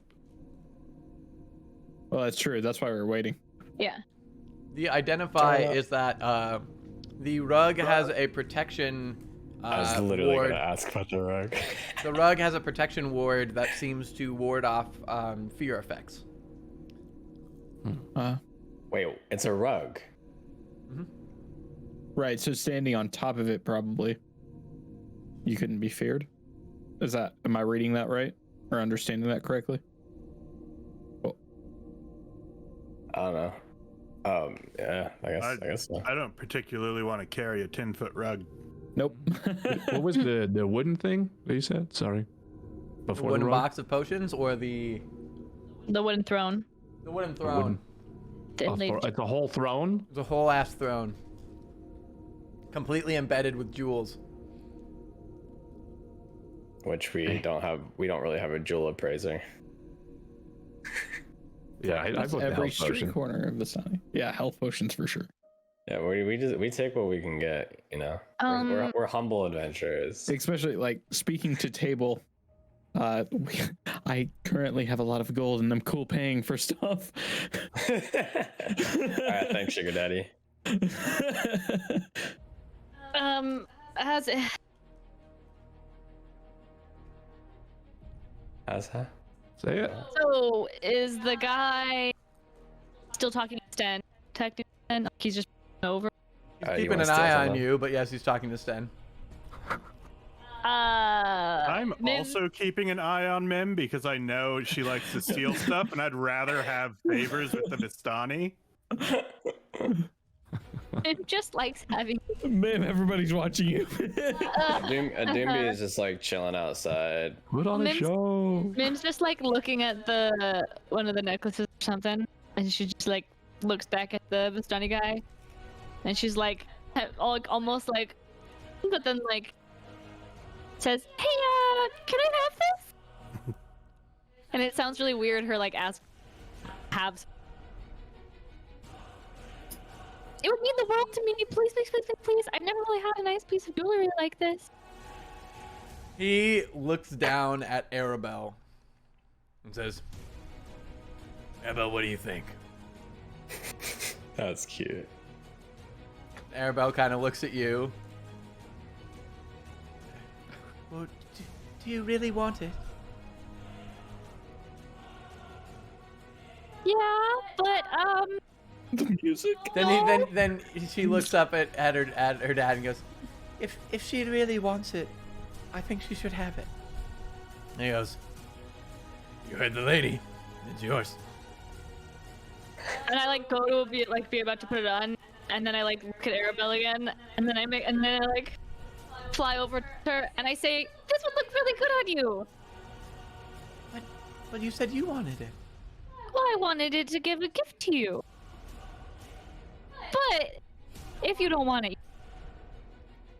Cry.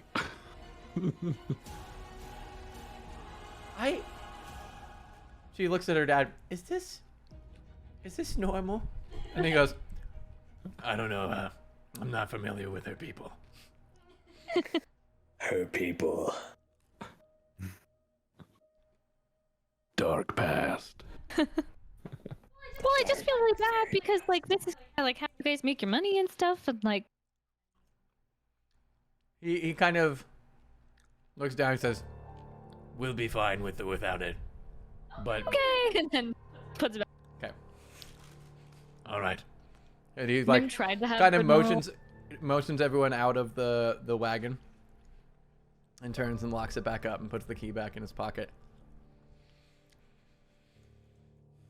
Well, Did we pick up any potions? We got all the. Yes, I presumed Alistair was. I guess Alistair was out. So, Andar was still in there. I got so Andar takes the potions. The 4 that are the greater healing potions are slightly larger, slightly more intricately designed crystal bottles. So it's easy to differentiate.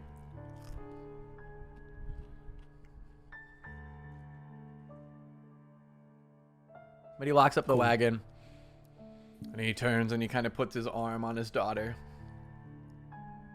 and he says, all right. Well, as I said, you're welcome in my camp anytime. You are welcome to stay as long as you'd like. And if our business is concluded, I'm going to work on getting back my scouts.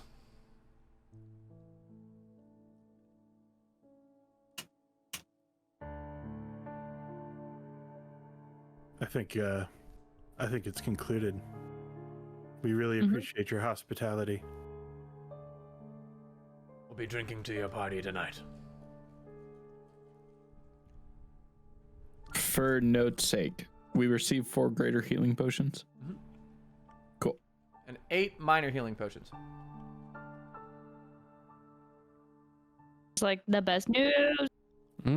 We did a good thing. We did the best thing. Right, well, Andar, did you add that to your inventory? I assume. Yeah, I have it in my inventory. Cool. I'm planning on distributing it out once we leave. Awesome. Cap, are we wrapping? In about 15 or so, yeah. 15, probably like 20. We have a dinner to get to.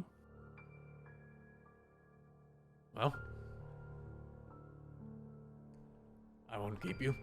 As I said, I have business to attend to.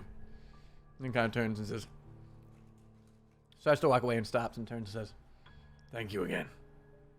Sincerely. and then trudges back off to the tent with Arabelle. He offered us horses. Of course, if we return them. Maybe when we visit the winery, we can cut that travel time in much shorter. This is true. I've never ridden a horse. This is so exciting. I say something to keep in mind. I think we've made a good ally. Agreed. I believe so too. And I'm glad that the trash was dealt with. Yeah, me too. And also that stupid guy. Glad they were both. At this It's point, still something. Oh, go ahead. All you. Still, I have a bad feeling about the lake.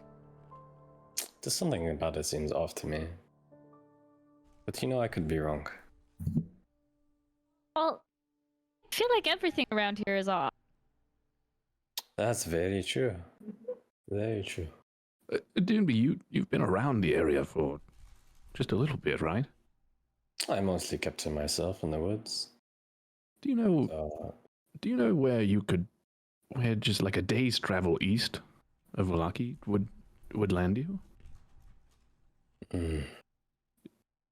Days travel east of Vallaki.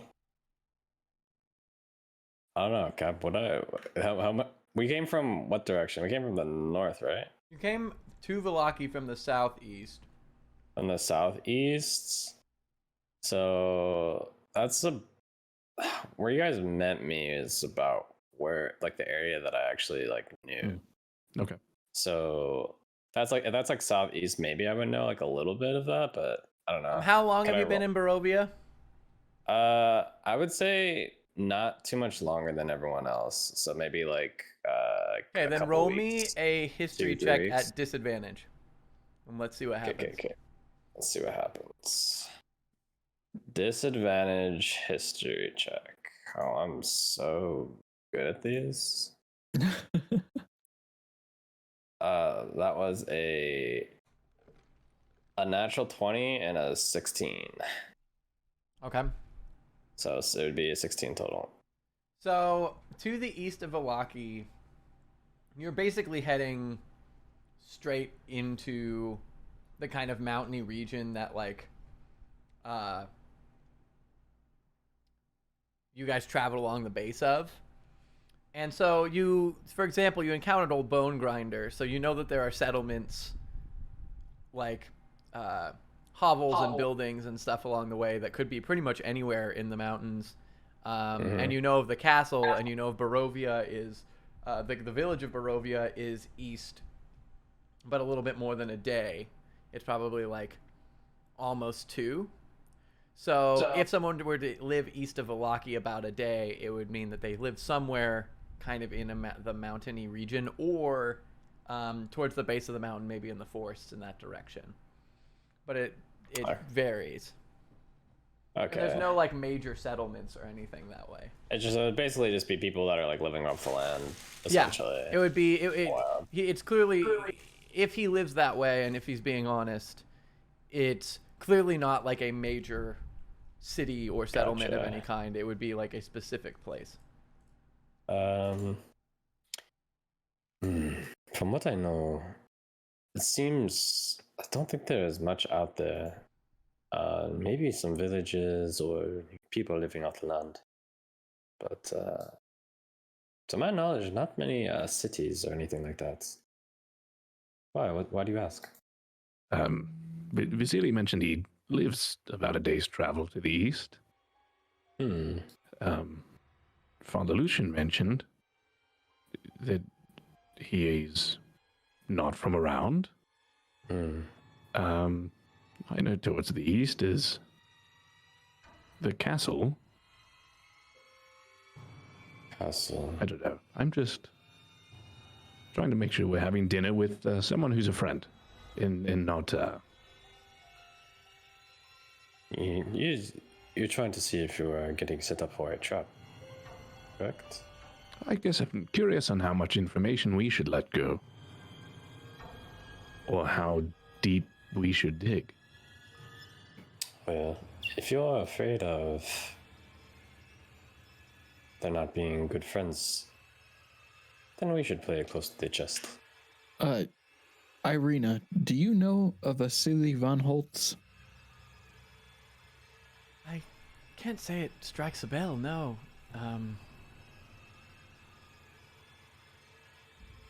He's no one of particular note. At least as far as like the von Holtz family is not a family name that I recognize. What about the Van Richten family? Van Richten, if I'm not mistaken, there's a Rudolf Van Richten who's a highly esteemed vampire hunter. He's an author, I believe. Of Say Rudolf Van Richten? Rudolf Van Richten, yes, he's a traveling vampire hunter. I don't believe he's from Barovia though. And I've never heard of him here. At least being here. I've heard of him. But all I've heard is from the outside. The Vistani have brought in some of his books. They often sometimes bring in wares from the outside in order to sell them at profit, as you can see. And she kind of gestures towards the treasure wagon. Yeah. How does the Vistani get all this stuff anyway? Because isn't it like everything around here is trapped in smoke or fog or something? Well, the Vistani can travel freely. They're the only ones who can. No one's really sure why, but there's rumors that it's a long-standing arrangement between themselves and Strahd, something that Strahd owes the Vistani from ages past, or some dark deal they've made with him. No one's really quite sure the source. But they're the only ones who can come and go safely.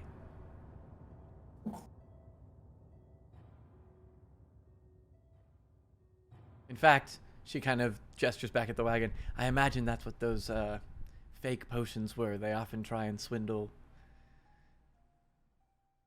the unsuspecting, saying that they will sell them potions that will allow them to exit the mist. It rarely ends well for people. Hmm.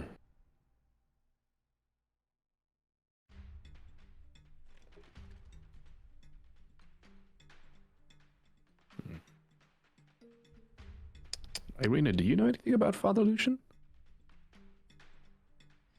Well, I know he's the local priest. I know that he is related to the Baron's wife. I know that he's a devout man. And I've heard fairly wonderful things about how he treats the church and the people of Vallaki. Everyone I've ever heard that knows him speaks highly of him. I've never met him personally. Why? We have a potential to do a favor for him. A very large favor. Really? That's what this dinner's about. Oh. Vaguely. Well? If we're all for it, the conclusion of the dinner should be sending Vasili towards Father Lucian to let him know we're helping. I see. And this Vasili is your... I suppose an intermediary? I see. Father Lucian speaks high of him. Well? But he's reading up on that vampire hunting book from the Rudolph fellow. Interesting. was wondering if maybe we get some more information from him before we agree or disagree. Understood. Well, it's early afternoon now, so we have some time if we would like to touch on anything before we... Because I fucking saw that. That was Alright. kind of bullshit. We have some time if we'd like to potentially head back and wait in town, or we could go speak to Father Lucian, or if there's anything else that we would like to do. We have a few hours yet until dinner. I mentioned to Alistair, Dunby, I want to speak with Blinsky again. Oh yes, Blinsky. The toy maker. Didn't we have an arrangement with him? Was it tomorrow? Yes, tomorrow, but just want to double check. Of course. Because he said in 2 days' time from now, the captain was going to come around, and I want to just make sure he's all right. Well, Of course. I imagine I should probably not go with you to the toy maker, considering the situation he Is- described. Probably not a good idea. Yes, right. But I don't know. That I have that on my list. But until then, what's the next thing that we should focus on? I think we should get back to Probably this town. 2 or 3 hour walk back. Well, so it's actually only going to be... Because the reason it took 2 or 3 hours was because you had to go around the outside of town. It'll only be about 45 minutes to the gate and then probably 20 minutes into the center of town. So it'll be Gotcha. mid-afternoon by the time that you guys actually get back to town proper. I imagine like 2:15, 3 o'clock in the afternoon. So you have a couple hours before dinner. What took you so long was the fact that you had to circumvent the city and also not take natural pathways. Right. The festival's in a couple days. We got think your letter about not speaking with Fiona. Do you think we could still talk to her today? That way it doesn't seem like we blew her off completely. Well, we were never going there to talk to her. We went over because her sons invited us over. We were just going to try to use that as an excuse to talk to her.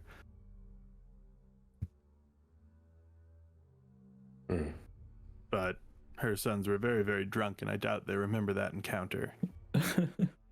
Okay. That sounds good to me.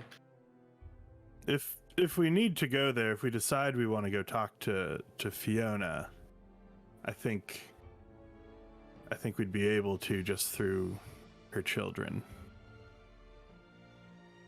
How do you all feel about Father Lucian's thing?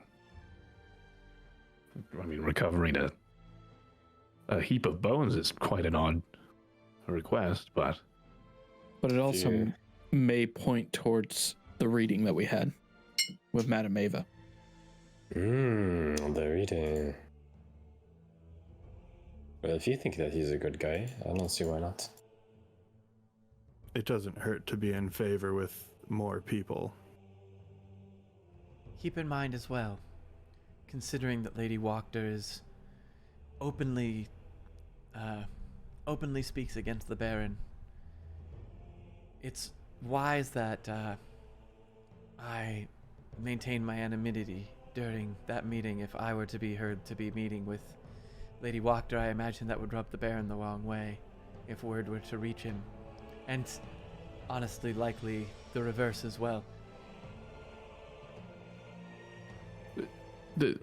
Father Lucian did speak some discomforts about the Baron, but he generally didn't want to say one way or the other. He didn't want to be mixed up in the politics of it all. Well, I know the Baron is not very well liked, and His festivals are of questionable repute, but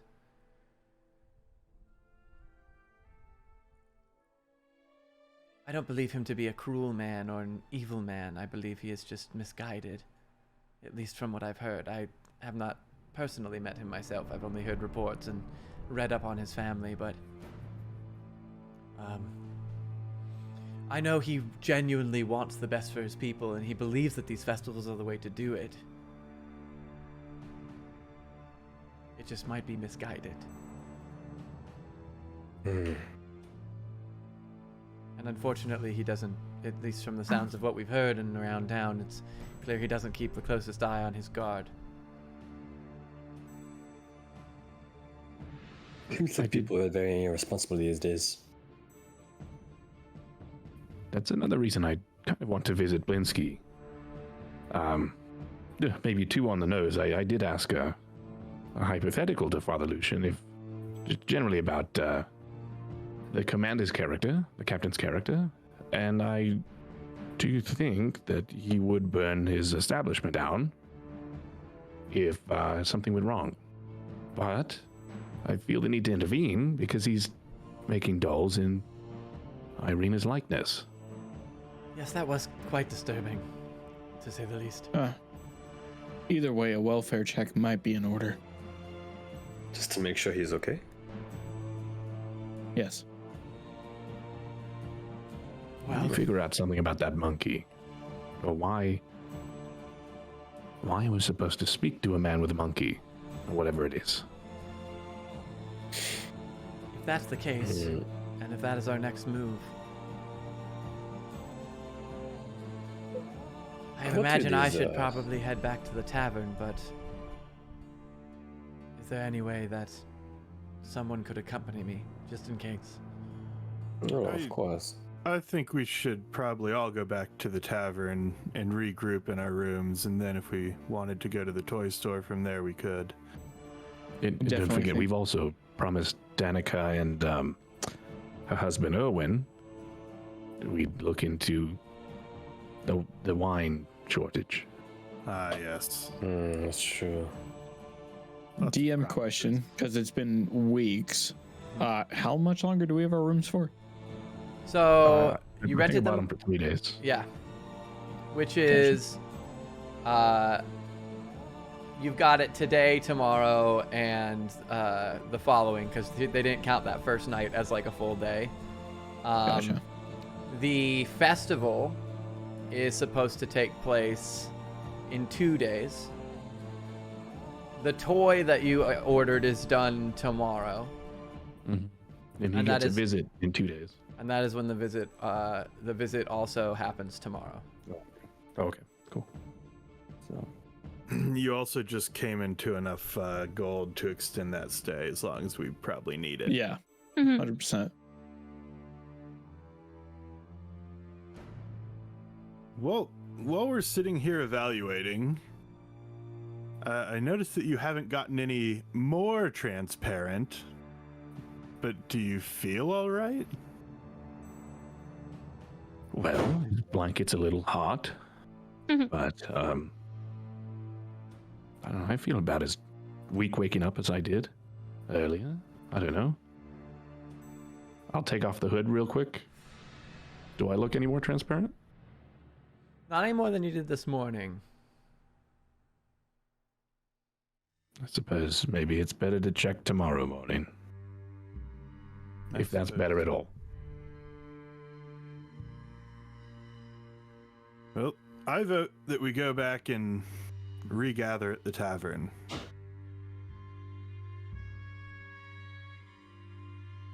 Sounds good to me. Mm-hmm. Can't talk to your thoughts. So Alright. I imagine that during this conversation you were walking back to at least the city, since that seemed to be where everything was. Yeah. You guys are able to get in through the gate midday, fairly no issue. And so you make it back to the tavern around like 2:30 in the afternoon.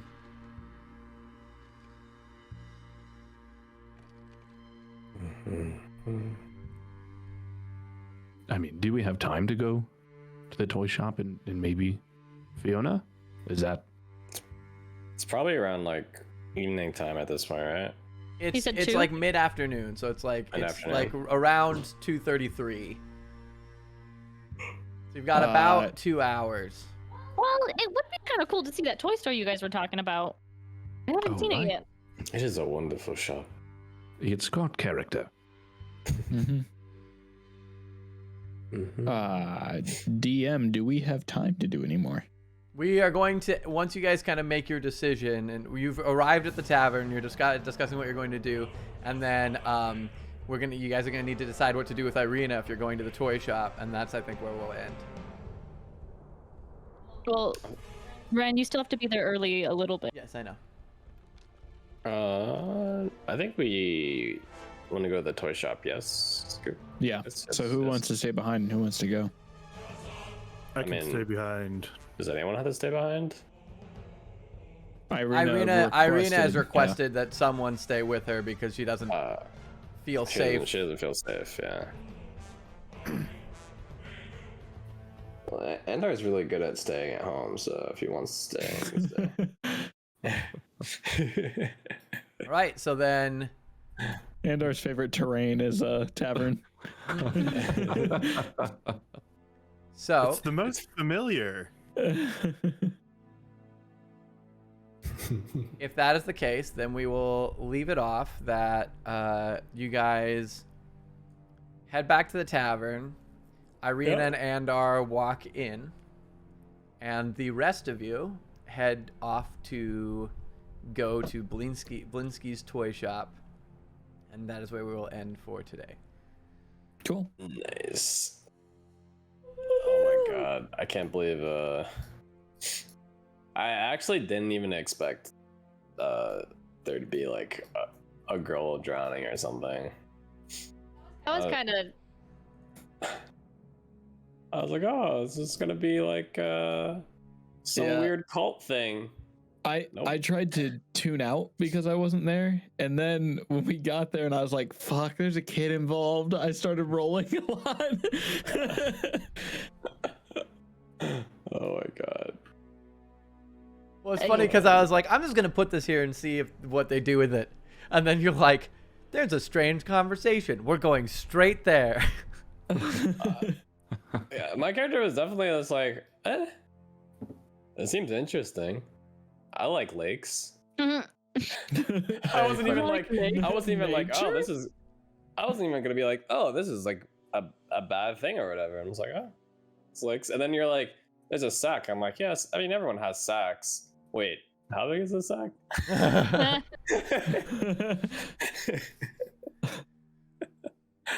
Oh my god. I will say that, I mean, that definitely helped us going forward. Like, we're in a much better state than we were. Oh, That's yeah. true. Oh yeah. Potions in this town remind me of For the King. I don't know if you guys ever played that game. Yup. Accurate. You're like, you start off, everything's reasonably cost, and as soon as you get close to saving the world, everyone's like, yeah, potions are 10 times the cost. Inflation is really bad these days. Yes. And you're like, we're trying to save the world, and they're like, being a hero is expensive. Our shop's gonna go under. Like, your shop's gonna be gone if the world dies. Hard times, All right, guys. Well, we gotta hop because we gotta make it to this event. But thank you for playing, All right, Yeah. we'll talk Thanks to for you hosting. later. Mhm. Are we? and I'm excited. We'll down play for next week, or Yes. then? At this point, I think we're set to continue back to our normal Also- weekly schedule past Easter and stuff, as long as everyone's cool with that. Okay. Yep. All right, cool. Well then, thank you guys for playing, and I'll see you next Sunday. All right. See you guys. See ya. Take it easy. Bye.